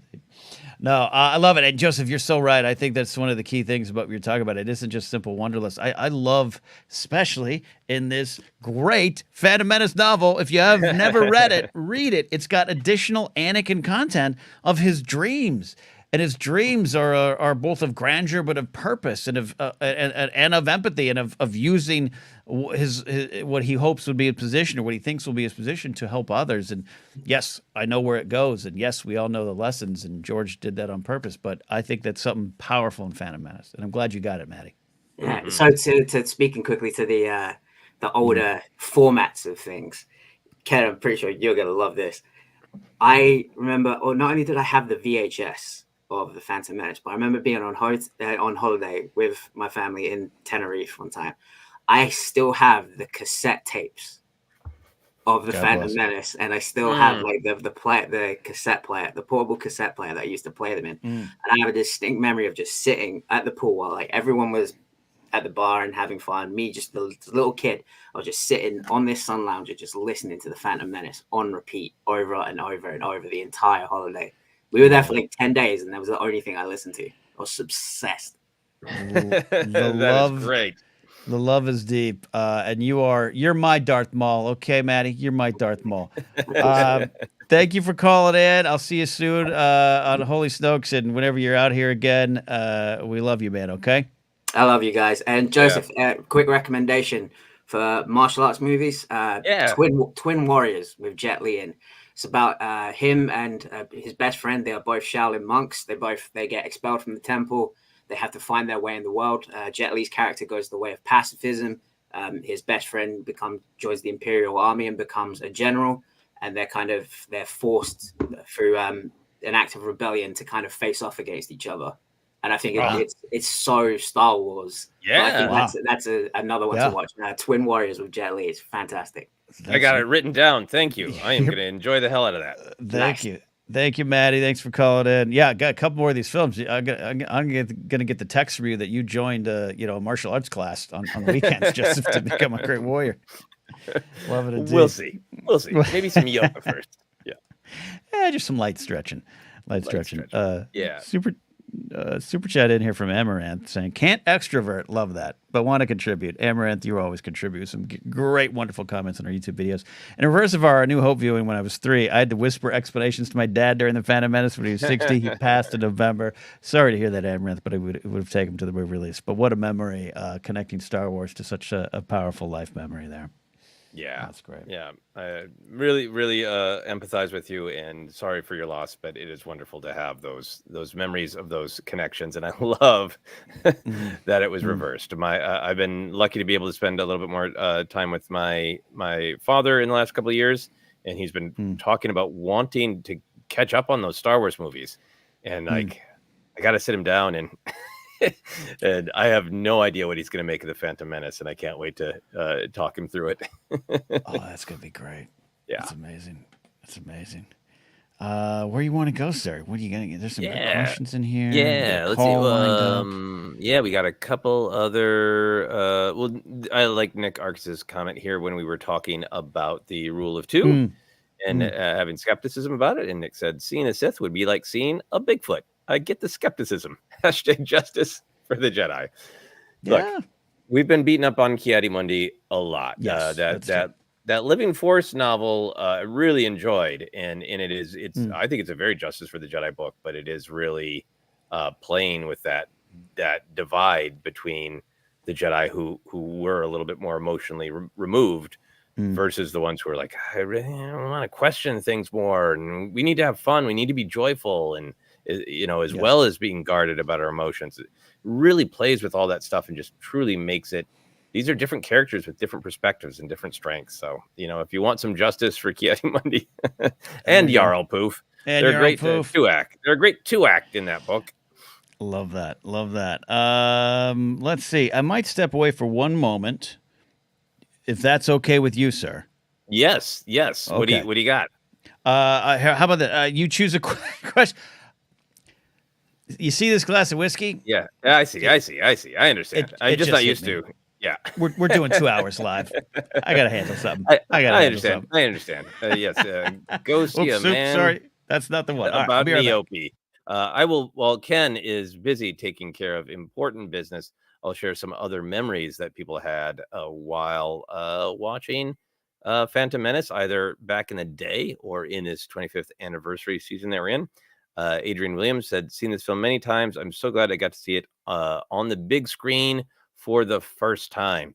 We talk often about all of the generational Star Wars experiences, but that is one that I'm pretty fascinated with. So far with our call-ins, we've mostly been talking to people who are at different ages, but got to see it on the screen. I know for a lot of people grew up loving this on VHS or DVD or streaming, and then getting to see it again for the first time. This just came in from Artusa.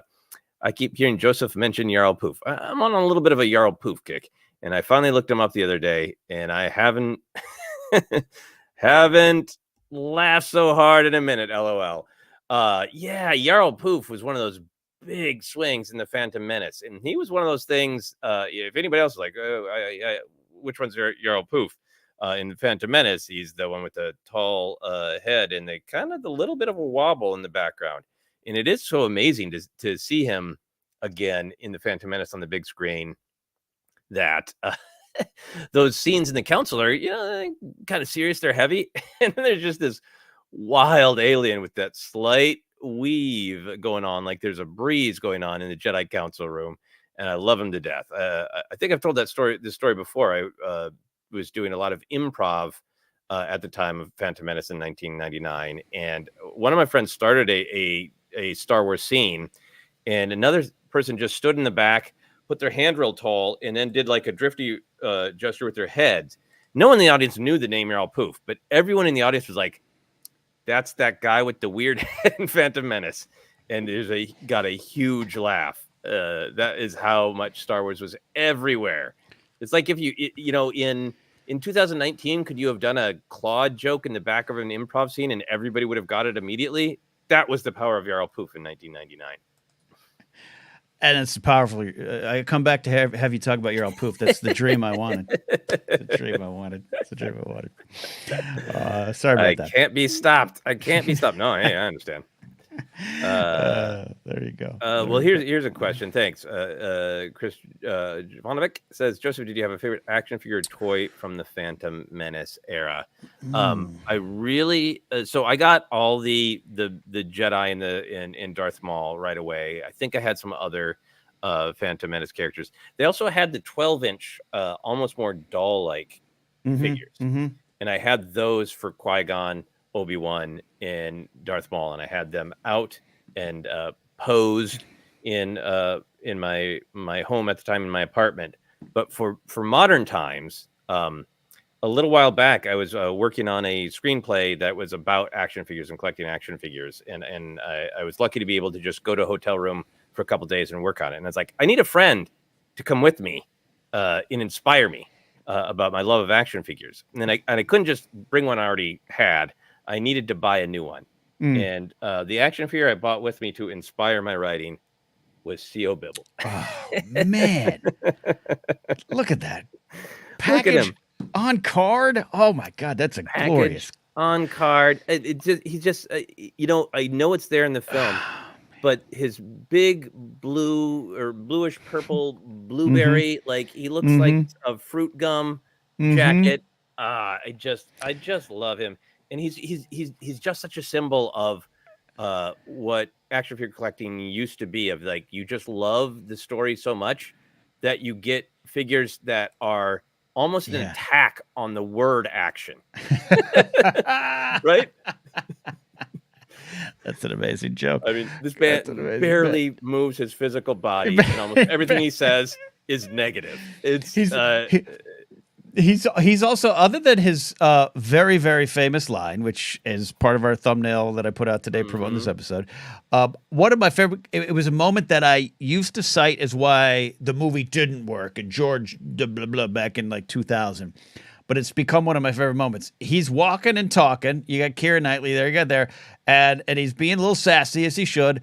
And then the other droid's like, process them. Like, it's just the most inaction line. And he just kind of like walks off. It's become one of my favorite moments of the film. It's so great. And I should point out that C.O. Bibble does come with a blaster. You can see there. That's amazing. He is ready to disrupt some communication himself. Thank you for asking. That's in terms of the question, I want to show Cowboys fan 92 has been putting some comments and using wonderful all caps. I love this, but it's related to Chris's question about did I have a favorite figure toy from the era, and it's those Legos, man. Yo, 90s peeps, who agrees to need to properly re-release all Lego sets for the Phantom Menace? I think they did some kind of version of it. There was the 25th anniversary, or maybe the 20th anniversary of them. Cowboy fan, you should look it up. But my favorite from that era, I had all the figures, loved. They're all out of package. They're on the little comm chips to display. But that Naboo Starfighter Lego set was one of the first ones, if I remember. And being a lifelong Lego fan and collecting from the early 80s and having Star Wars Legos, because I was a big fan of space Legos. And just like, that was my, I could act out a Star Wars story of my own. Even for my screenwriting class in college, I wrote a Lego Star Wars movie that wasn't, it was live action. It wasn't Lego. It was like based on my adventures with my Legos. It wasn't that good. But yeah, that Naboo Starfighter, because we say this a lot. working through, processing what we felt about the film, coming to appreciate it later, but walking out of the theaters after the 8 times I saw it in '99, that Naboo starfighter was effing cool. I love that design, and I love that the ship's back with the Mandalorian. Yeah, no, I mean, one of the shots that I was obsessed with when I started to rewatch it again and again on VHS and then DVD was that poor Naboo starfighter that gets shot down, the one that gets taken out by the cannon in the clear communication of the distance it's fallen. Yeah. Want to pop this up real quick? Mandalorian Jedi Avenger says, I've been listening to The Living Force on Audible. You were wondering the other day what Jarl Poof sounded like. I hear if Yoda, I'll say baby. All right, amazing. I'm gonna need to hear that. I'm gonna need to look into that. That. A couple super chats. We'll get to a call here. We got Jay Seed saying, when we eventually get a certain point of view from Phantom Menace, what character story do you want to be told? I mean, there's so many, right? It's just ripe for it. I want to hear. I need to hear the sad tale of Ratz Tyrell's wife and family. Oh yeah. I need to cry while I read this story. I mean, maybe like the party sending him off from Aline when he traveled. Oh yeah. There. Yeah. And they take the family vacation to Tatooine. They're taking photos in the background of the famous step in the poo-poo, the doo-doo scene. Yeah. I mean, I would love it if somebody canonized. Well, and I know that from a certain point of view are iffy on the canon. That's all fine. But ran with Team Toe. Took Team Toe's story from the Phantom Menace video game and ran with it. Yeah. Oh yeah. Absolutely. You know what would be great too, and I'm sure this has been peppered in legends and in maybe even some various canon sources, comic books, whatever. But the mall of it all, I remember that was one of the things that I did struggle with in the long list was the fight was amazing, but I had been so jazzed about the quote that was in the trailer in the commercial of At Last We'll reveal ourselves, so last we'll have revenge. Right. Yeah. And wanting to hear more about that and being cranky. I was like, tell me more, Darth Maul. The character has been so beautifully developed. It would be great to just be in his perspective, I love that. That's that's the test run for the Rogue One deleted scenes that we didn't get from the trailer, where you're like, well, wait a minute, Isn't there another super chat from Kingsport Cal calling in from Tennessee, checking in from Tennessee, going to see the Phantom Menace. Didn't really expect the lightsaber battles to be so intricate. It awed me. Ochi Trilogy didn't have that. May the Force be with you. Love you, Cal. Yeah, absolutely. Yeah. And there was some debate. There was a little bit of the Empire fight, Vader Luke, is still one of my favorites. I just love everything about the Jedi fight, and it's different, and it was also a different time. But I've definitely come around. I mean, a long time ago, came around on the Phantom Menace fights, but maybe it's different from your experience, Joseph, but I had a little bit of too jumpy, too let it flippity flopping. Not my lightsaber fights. I would have politely thrown down with you at a bar back in the day, not physically, but I would have tried to talk you out of that because it was. Oh my God. Yeah, I've come around. Like a couple of years later, so Attack of the Clones had come out too. I did I was in a production of Macbeth, and I played one of the characters who has swords fight, and then I was an extra that Macbeth killed like 3 times. But we had these big, real prop swords, and I had practiced the Obi-Wan spin, and the director was like, "I don't know if that's really Shakespearean." I was like, "I don't care. I don't care. I'm doing this. I'm doing the Obi-Wan spin." I don't care. Beautiful. Hey, we got about 25 minutes left in the show. If you're joining us, our numbers jumped up again. Thanks for joining us. Thanks for super chat supporting us. We're taking live calls today. Joseph, this has been. I know I feel a little bit like Larry King, but this has been fun. No, I love it. It's great. It's absolutely wonderful to put voices to names. It's wonderful. There indeed. All right, our next call. He calls in on my blathering show, so I love chatting with him. But he's been a superstar in chat today, Joseph. We got to hear from our buddy 8984M, aka Brady, aka Kyrie, and he's on mute right now. So you better unmute and step up. There you are. 8984M. Yes, you're here. Hello. Hey, buddy. Hi, Ken. Hi, Joseph. Nice to meet you. Nice to meet you. It's great to hear your voice. Yeah. I can't. Yeah. Oh, yeah, you go. What's your memory? What's your Phantom Menace question or memory, buddy? I can't really tell you about my Phantom Menace memory. I saw it wait 1 week to be born. Well, that's a memory. That's a so memory. When did you first see it? I don't remember when I first saw it. Honestly, like, it just existed. Yeah, it just exists. Like, Star Wars just existed. I remember the first time I was like in a playground and kids are talking about Boba Fett. But at the time in the 2000s, Pokemon was like going strong, so I thought it was a Pokemon. Like there's a Pokemon called Wobbuffet. I thought Boba Fett was another Pokemon. I thought he was the evolution of Wobbuffet. It's like, hey, you're talking about Pokemon. And they just looked at me really weird. It's like, what are you talking about? He's this really cool bounty hunter. I was like, what? He's not a Pokemon? Yeah, that's amazing. And then they told me that's how I got introduced to Star Wars. Like, oh yeah, and Luke Skywalker. I knew Luke was just because of just how society. Yeah. And it's like, but did you know that Darth Vader is his father? And I was like, wait, what? the scary black dude, the black suit dude. Yeah, that's amazing. So when did you kind of become? When did you go from Star Wars just being in the ether, in the air, to being a Star Wars fan, and you were aware of, hey, I'm a Star Wars fan now? Okay, yeah, I think when I moved to California, I think when I was around 10 or 13, so like 2010, I made friends with one of my childhood friends now, and his parents were like they were Gen Xers, so they grew up with the original trilogy, and they're like, okay, you gotta watch this. We gotta watch all of them, and so I think that's when I started watching them. Yeah, they had the complete Blu-ray set at the time, like all 6 movies. Okay. And I think I think my generation, we just missed the prequels being in theaters, because I think Revenge of the Sith came out when I was 6, and my parents were definitely not taking me to see that one. PG-13 too. First PG-13 Star Wars movie. So I just missed it. And so I think a big part of my journey with the prequels, because they were colored by Gen Xer parents, are like, the prequels. We don't know if we want to watch this with you because we didn't like them. So we're like, okay, I guess these people didn't like them. But then, like, whenever I watched, a bunch of us would watch Star Wars for the first time, right? We'd always enjoy we loved Jar Jar, we always laughed at him. We were just like, especially in you and Maddie. The battle droid scenes where he just accidentally succeeds. That was always, like the slapstick of it all.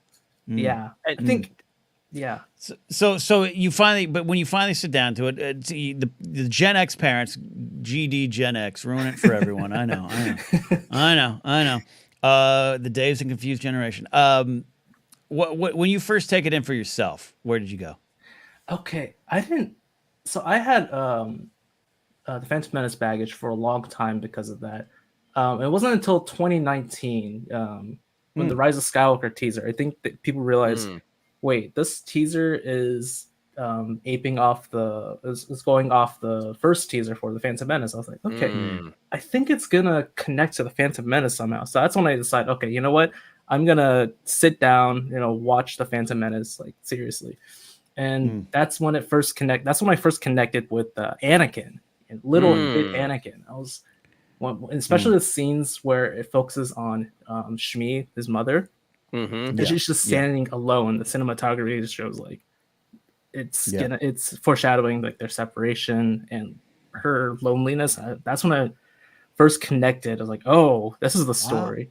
And then when the scene came when Anakin was going on his own, I was crying. I was a mess, I was like, oh no. I mean, not great that you're crying, but it's emotions to feel. But this is a great way to connect to it. 2019. Yeah. You know what, Scott, I really appreciated. I always appreciated it, but it seemed to get on the big screen, and how well acted it is by Jake Lloyd.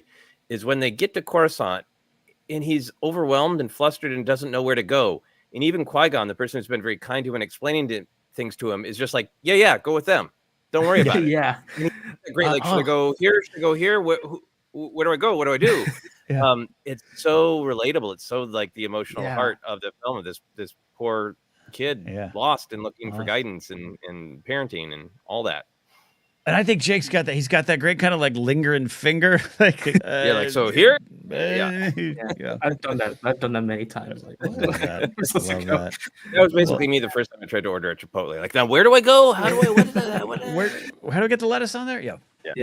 I don't know if it's a stretch, but I also thought that was kind of foreshadowing to what happens in episode 3, because he's trying to decide, like, do I take the Jedi path or do I go with Padme? And like he ultimately goes with Padme. And I don't know if that's a stretch, but I always thought that was kind of foreshadowing of what was going to happen. I think you can find that there.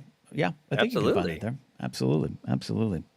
8984. Everyone's excited to hear your voice in chat on the your strong presence in the ForceCenter Discord. We appreciate you checking in, supporting, and being part of it there. Any final thoughts on your Phantom Menace memories or a question for us?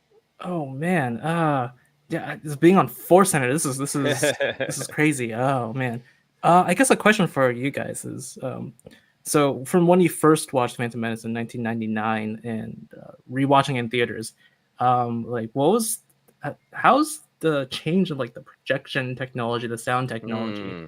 Because I remember when they re-released The Godfather, everyone was talking, well, like all the people who watched it were talking about like, The Godfather wasn't really this bright when it was originally in theaters. And then a bunch of like people who saw it in theaters were like, yeah, it was brighter. Like the Blu-rays, they took them off of the degraded film stocks. So it made it look really dark. And I was like, yeah, The Dark Godfather is a dark movie. But in the theater, it was like, whoa, it's bright. So yeah, I was wondering if you had that experience recently. I think for actually watching the Phantom Menace, I saw some people on social media thinking that it wasn't, a great transfer presentation visually. I think for me, I'm used to watching it now in the last several years on Blu-ray or on streaming. Honestly, like having it on Disney Plus, and every time that we're going to talk about a specific moment on ForceCenter, just pulling up that 5-minute scene and watching that I'm kind of. It was sort of like it's what I'm used to looking at, but bigger. For 99, if my memory serves, it was still on film, which meant even the newest film still had a little bit more of that sort of stereotypical flicker and jump, and the newest print could still get a little hair on it. And that kind of over the top sound effect that you hear of like the shuddering of film, like that, all that stuff was still there. In 99, and I think not to go down that whole rabbit hole, like I go to see some films in LA sometimes at theaters that present things on film and only on film, and there is something about that flicker and that reality that you're watching something physical that could break at any second that does feel like very live and very real. So I think for me, this viewing of the Phantom Menace, what it was the audience, it was the scale of seeing it on the screen, but it was really the sound. I don't have great sound at home, but feeling the bleeping pod racers in my sternum, hearing things coming at me, the sound was probably for me on a technical level the big thing of like, damn, I wish I could go do that again. Yeah, I'm with you on the sound, and seeing it at El Cap was just being surrounded by this film and seeing and like things I hadn't seen or focused on, including the droids that are doing the cleanup. And at one point they're walking in the background, Right. and I probably saw them at some point, but they didn't register as much as they did seeing it on the big screen again. Going back to 99, the first, again, I was kept this obsessively in my records, but I saw it 7 times as it was, and then that kind of ended the film run. And Joseph's right; it definitely had a film vibe, especially Puppet Yoda. But then that 8th and final version I saw in 99 was a digital release or print or whatever it was. Oh wait, they did that back then? Yeah, it was, and it was like so I went back to it was when I could theaters. It was a couple months after the release. It was my all right, this will be like the last time I see it type of vibe in the theater. And it was a digital release, and it you could tell the difference, and it looked probably, I can't remember, how, I'm not a cinephile in that regard and the technicalities and everything, but it was noticeably different. And so I don't know, I watch it on Blu-ray, I had the VHS, I had the DVD for a while with I still own it. I'm looking at it over there with the puppet Yoda. I'm not great at picking out different kind of qualities and all that kind of stuff, but to Joseph's point, at El Cap, I was just blown away again by the sound and being just surrounded by it. And you're right. The scale of it did make me focus on different things that, because I'm kind of used to, I want to look in the background to see this character. A thing I've seen before, but hadn't really popped big on screen for me. I believe it's in the establishing shots when they are first walking into Mos Espa, but I could be wrong about that. But there's a protocol droid that looks like it had a rough night doing this really wonky, weird, strange walk. And it was like, that weird protocol droid with the bad walk is larger than life on El Capitan's screen. It was great. Yeah. Oh, that's amazing. That's amazing. Yeah. The small details, I think Star Wars deserves to be on the big screen. It's just it really does, and it's not to take anything away from the shows, and I'm excited for Acolyte, but I feel and our buddy Mark Knope says in chat, I realized in the theater how wonderful Jake's performance really is. I really do stand by that, and I know Joseph, you do as well. Yep, there's some wizards and yippies and bye and some awkward little moments, but I really think as time has moved on, Jake Lloyd did he nailed some of those moments, and you can see it and feel it when seeing it on the big screen again. Yeah.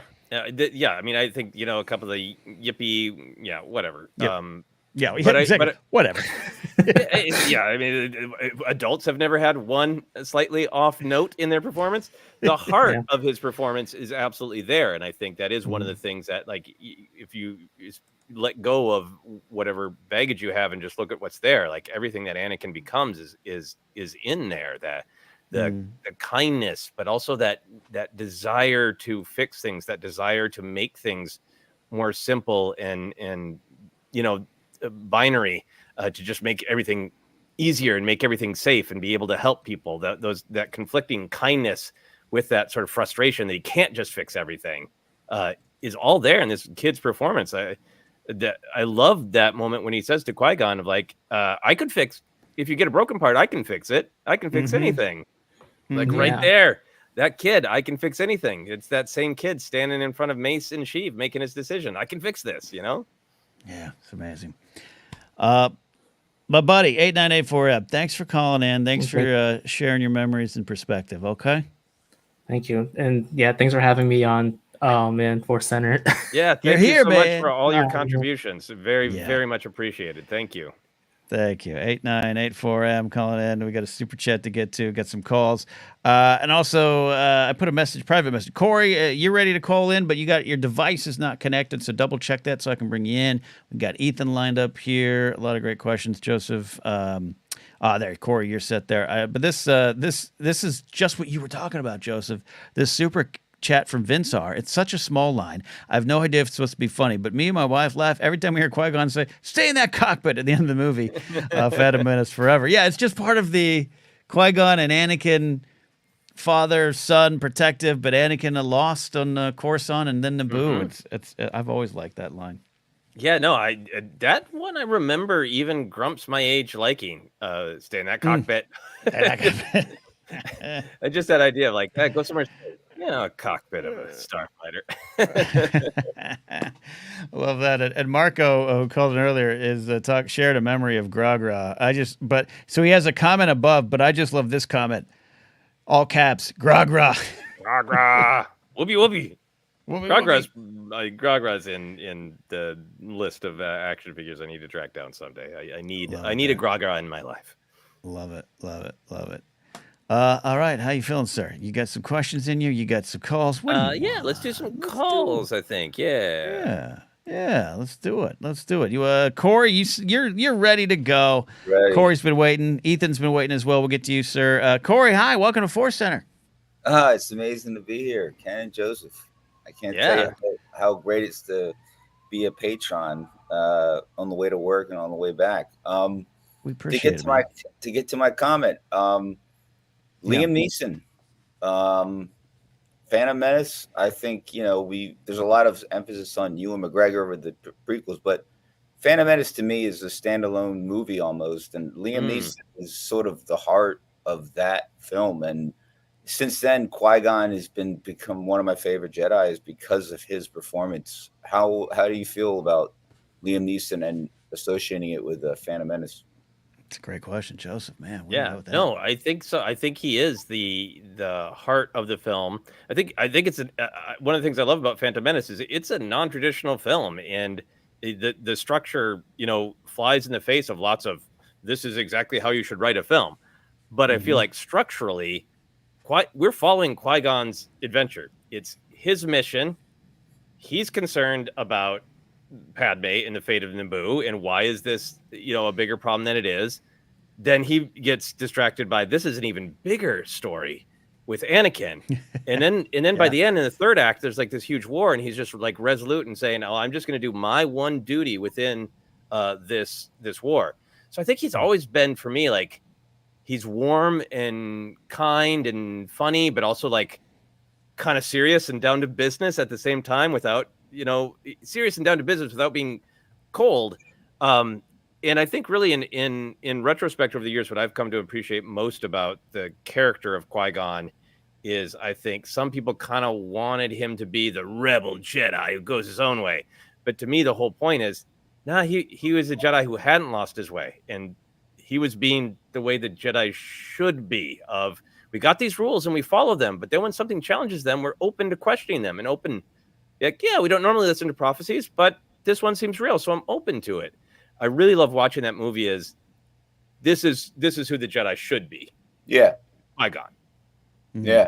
I feel the same way. Ever since I read Master and Apprentice, it sort of solidified my appreciation for Qui-Gon as being, and ultimately he's the first one to go to the other side. So Yoda, I think in Clone Wars, I think Yoda says, "You are now my master." Yeah. At the very, I mean, that just goes to show you how much depth that character had to the film, and how, when I saw it as an element, like a late, I think an 8th grader, and I saw him in it, I thought, this is Star Wars. This is right back to, this is not the old elderly Obi-Wan Kenobi. It's an it's the wiser guy in his 40s. Yeah. Just kind of killer for me, and it still is when I watch it. Careful with that elderly. I think Kenobi's like 62. I'm worried about that number. Corey, this is a great question. I really love what you're saying, and I don't want to go too far down the negative path, but over the years, and there's a very famous, celebrated, quote unquote, takedown review of Phantom Menace that involves pizza rolls, and there's I even saw this on Threads the other day of someone who I think was being well intentioned. If you don't see Qui-Gon as the main character in general, Joseph, you're so right. One of the things of Phantom Menace is it is not a 3-act structure. It is not, page 12 this happens, and page, inciting incident here. It's George telling his own story. But Qui-Gon, and all of it through Qui-Gon's perspective, I think once you come to terms with that, or understand it, or just follow it through that, I think it helped my view of the film change over the years, and you see how key he is to everything. And I agree with you, Corey. It's in its own way a standalone film. The time jump, the 10-year difference between 1 and 2 has probably contributed to that. But that's why I love rewatching Phantom Menace so much. It is this film unto itself with Qui-Gon at the center of it. I love that about the film. Yeah, and the book Cloak of Deception is, for me, the most underrated book. Star Wars for a lot of reasons, because the political intrigue for me is so great. I mean, I'm a 6th grade teacher, and I always tell my students, like, this is what the Empire does, okay, with dictatorship, and and I love it goes over their head, but because that's sort of where it all began. The way that that trilogy progressed politically, I think, is sort of it laid the groundwork for Andor. It laid the groundwork for this whole other thing that Star Wars never had in the original. The prequels, for me at least, do a great job of showing just how deep it goes with Palpatine and the politics, and and that was sort of the start of it. And they just kind of hint at it. They don't show much of the political. It's just kind of we start off with the Nimoy, whatever they are, and then where it's, Emodians, I mean, that's why I think that that's why it's sort of underrated, and that's why it's got so much depth to it that George probably had in mind. Yeah. No, I really agree, and obviously I've been on about this for years on ForceCenter, but the picture of what's already going on politically, of like that level of dysfunction that can lead to someone like a Palpatine being able to manipulate. And when I first saw it, I was a little like, yeah, I'm not used to as much politics, but I liked all those scenes because I loved Ian McDiarmid. And as I've gotten older, man, Valorum, Terrence's stamps, like, I was gonna get one decent, clear, like, yeah, of course, space Amazon blockaded Wyoming. Of course, this is wrong, and we saw it with our eyes. Of course, and he gets blocked from doing even the most direct, simple thing, and his shoulders just, it's so great. It's painful but great. It's amazing. Yeah, and you can't underestimate Ian McDiarmid's performance in that. I think absolutely not. You can't. Absolutely not. You could call for a vote of no con. Corey, not only did you get a ForceCenter well said for your call, but you got a Cowboys fan 92 all caps preach, bro. Your call is a win. Cowboy fan, I love what you do. Big Lou, our friend Big Lou says, I love what Dave Filoni says about Qui-Gon, how he was the father Anakin should have had. Yeah, and I think that's part of the center of that film. Corey, thanks for calling in, buddy. We appreciate you. Yeah, thank you so much. Yeah, keep doing what you're doing. I signed up for the bonds. It's absolutely outstanding. Joseph's passion for the bond has reignited mine. Oh, wonderful! That's great. Thank you so much, Corey. And keep teaching the future of all of us. Keep teaching them Star Wars. I have all the action figures in my canister, so I lock it so they can't take it and play with it. Thank you, Corey. Thank you, Corey. Call it in here today. Joseph, I know we're almost out of here. We got time for at least one more call. You feel good about that? Yeah, let's do it. Let's go for it. Let's do it. All right, Ethan, I see you're on mute, but you're going to want to unmute because you're live here on ForceCenter. Ethan T calling in. How you doing, my friend? What's on your mind? I'm doing great. How are you guys today? We're wonderful, I think. This has been fun. Yeah. It really has been. So it's crazy. So it's like the last couple of weeks with the anniversary and everything of the movie has gotten me thinking a lot about, that whole, that time back in 99. I was 8 at the time. Mm-hmm. And like, it just brought back memories of fast food restaurant tie-ins. Yeah. Getting to Taco Bell. Yeah, go Taco Bell, or I think it was KFC and Pizza Hut. Yeah. Yep. So there's, all that kind of stuff, and then what was your favorite Phantom Menace tie-in product that you had? Oh gosh. Okay, so I still have them. So like, we're of course. One of the toys in the kids' meals was it was a planet, and it opened up, and it would wind up as it opened. And so when it opened, there was moving stuff in them. So with Coruscant, it was like a Senate pod, I think. And with Tatooine, it was. I think with Tatooine, it was Qui-Gon and Maul in the desert fighting. Oh, that's super cool. Yeah. I'm trying to look it up. As you go along. Yeah. Foggy memory indeed. Ethan, what was your experience seeing it when you were 8? Did you just love it? Were you aware of any of the adults poo-pooing it? I was definitely aware of the adults poo-pooing it. I've been thinking about it. I've thought about it a lot over the last, however many years that I've been listening to you guys. Mm-hmm. I was absolutely gaslighted into not liking that movie. But, I remember being a kid and really liking it and knowing I liked it, but also knowing that my dad, my uncles, other adults did not like it at all like I did. Mm-hmm. And, I remember walking out of the theater and my dad being like, it was okay. And walking, now I'm also remembering some other kids that were dressed up and being kind of jealous that I couldn't dress up. Oh, absolutely. Absolutely. Yeah, no, I think it's important to ask. And like we always say, like, this film doesn't work for a lot of folks still, and you don't have to come around to revise and love every film. But I think Star Wars is special. This isn't just going to like some movie you saw as a kid, like I don't know, Blank Check or something like that, and maybe it's cheesy, but as a kid you loved it. This is Star Wars. Movie, this is a world. Paul Giamatti's best work, right? But this is Star Wars, and when it is your entry into this world, that can never be taken lightly. And that's, I think, where the battle of our generation of I got it, but man, we really worked hard to almost destroy Star Wars for the generation behind us, and I think I have a lot of regrets of that, and I'm glad we're in a different spot. And I'm glad listeners and viewers and fans like you, Ethan, fans of Phantom Menace, pushed through that and found your love later on. Yeah, it definitely was rekindled later. And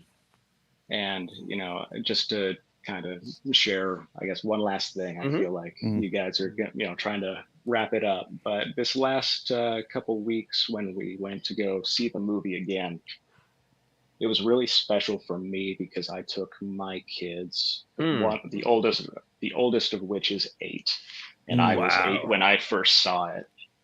And it was just really cool to like sit there, and it didn't keep his attention the whole time, much like I'm sure it didn't keep my attention the whole time. That whole like middle bit in Coruscant gets a little slow for the kids. But it was cool just kind of seeing seeing both of their eyes light up with the lightsabers and the space battles and everything, and it was just a lot of fun. And I got to every once in a while, when I'm addressing both the boys, I'll say, "Hey, boyos," and I got to point out, "Hey, that's where that came from." Got to point out, "Hey, that's where that came from. That's why I call you that." Oh my gosh, Jar Jar talks like daddy. He does. It's pretty great. Well, that's absolutely wonderful to be able to share it generationally. I think that it's such a great story, and people are saying it in the chat too, of like, yeah, obviously we can have adult discussions and have parts that work for us and parts that don't, but just the idea of stealing the joy from a kid is something that we should just never do. It's part of Star Wars, especially Phantom Menace, that is meant to be joyful, and it's meant to be. Here is this sort of opening statement about Star Wars that is all about empathy and connection. And to let people feel that and feel that joy is important. I love it. As Cowboys fan says, debate, don't hate. And a lot of times when people ask me, well, what do you guys do at ForceCenter? I say, we dig deep, but basically our big overriding thought is, you might not like the sequel trilogy. That's great, but I will not let you take away that love from a 5-year-old dressed as Rey or Finn or Poe or a character they love. We're here to defend the flame of Star Wars. So I love that. Ethan, thank you for the call. Thank you for the memories. We really appreciate it. Yeah, thank you so much, Ethan. You both. All right, Ethan calling in. And Joseph, we went into overtime. We were supposed to wrap at 2, but we got to wrap now. Yes, we do. We do. Final thoughts as we celebrate the 25 years of this film. Just that it has been a delight to be able to celebrate it. And also, you never know what time is going to bring. New perspectives, hearing from other people, other generations, people with different life experiences. And I think maybe for me, like the Phantom Menace is just one of my biggest lessons of all film is a conversation. Like we review it and we share our opinions, or we share our critical, knowledgeable analysis of what worked and what didn't. But a film and a story is not a static thing, right? Phantom Menace changed for me because I changed, because I approached it in a new way. And I always want to look at everything that way and give it the grace to be like, this is how I feel about it now, but it's a conversation. And how am I going to feel about it 5 years from now? How am I going to feel about it if I hear about it from somebody who that was their favorite film? And that's one of the long-term gifts to me of Phantom Menace, of reminding me to be open to, it's a discussion, and the discussion could always change, even though the film probably literally won't. Well, if George gets the rights back, he might tweak a thing or two. But besides that's my big takeaway. And I'd kind of like to say, well said. I can't top that other than say, to piggyback onto that. Yep, I had some things to say about the film and at the time and for a long time. And I liked pizza rolls too, and I liked being snarky about it. And I didn't understand a lot of it. I didn't engage with a lot of it. I just shut off my understanding of the film in 1999. But I go back to 1999 and my 7-year-old cousin, and I was babysitting him. And I've told the story before, but I looked him in the eyes and I said, Blake, what's your favorite Star Wars film? And he said, oh, Phantom Menace, man. And I was not allowed to. I could not come back and take that from him. And it was, even though years later I grew with the film, I remember that moment clearly of going, how did I miss that? Yeah. What's he seeing? And that's one of the things I love about this film. And also, it's really cool and it's fun to watch. It's very fun to watch. I'm going to go find some cylindrical object and flip it like Obi-Wan's lightsaber. Now's the time, sir. I hope you make a film where you get to swing your sword like Obi-Wan. I'm doing it. I'm doing it. We got one more super chat dove in here right at the last second here from Daniel Teves. And Daniel, we're looking at the Patreon issue. Thank you for your patience. Daniel says, born 1971, watched Phantom Menace opening weekend and did not like it. My love of the prequels has been nurtured by Joseph Ken and Jennifer. I love ForceCenter, the amazing hosts, and the way they discuss Star Wars and life itself.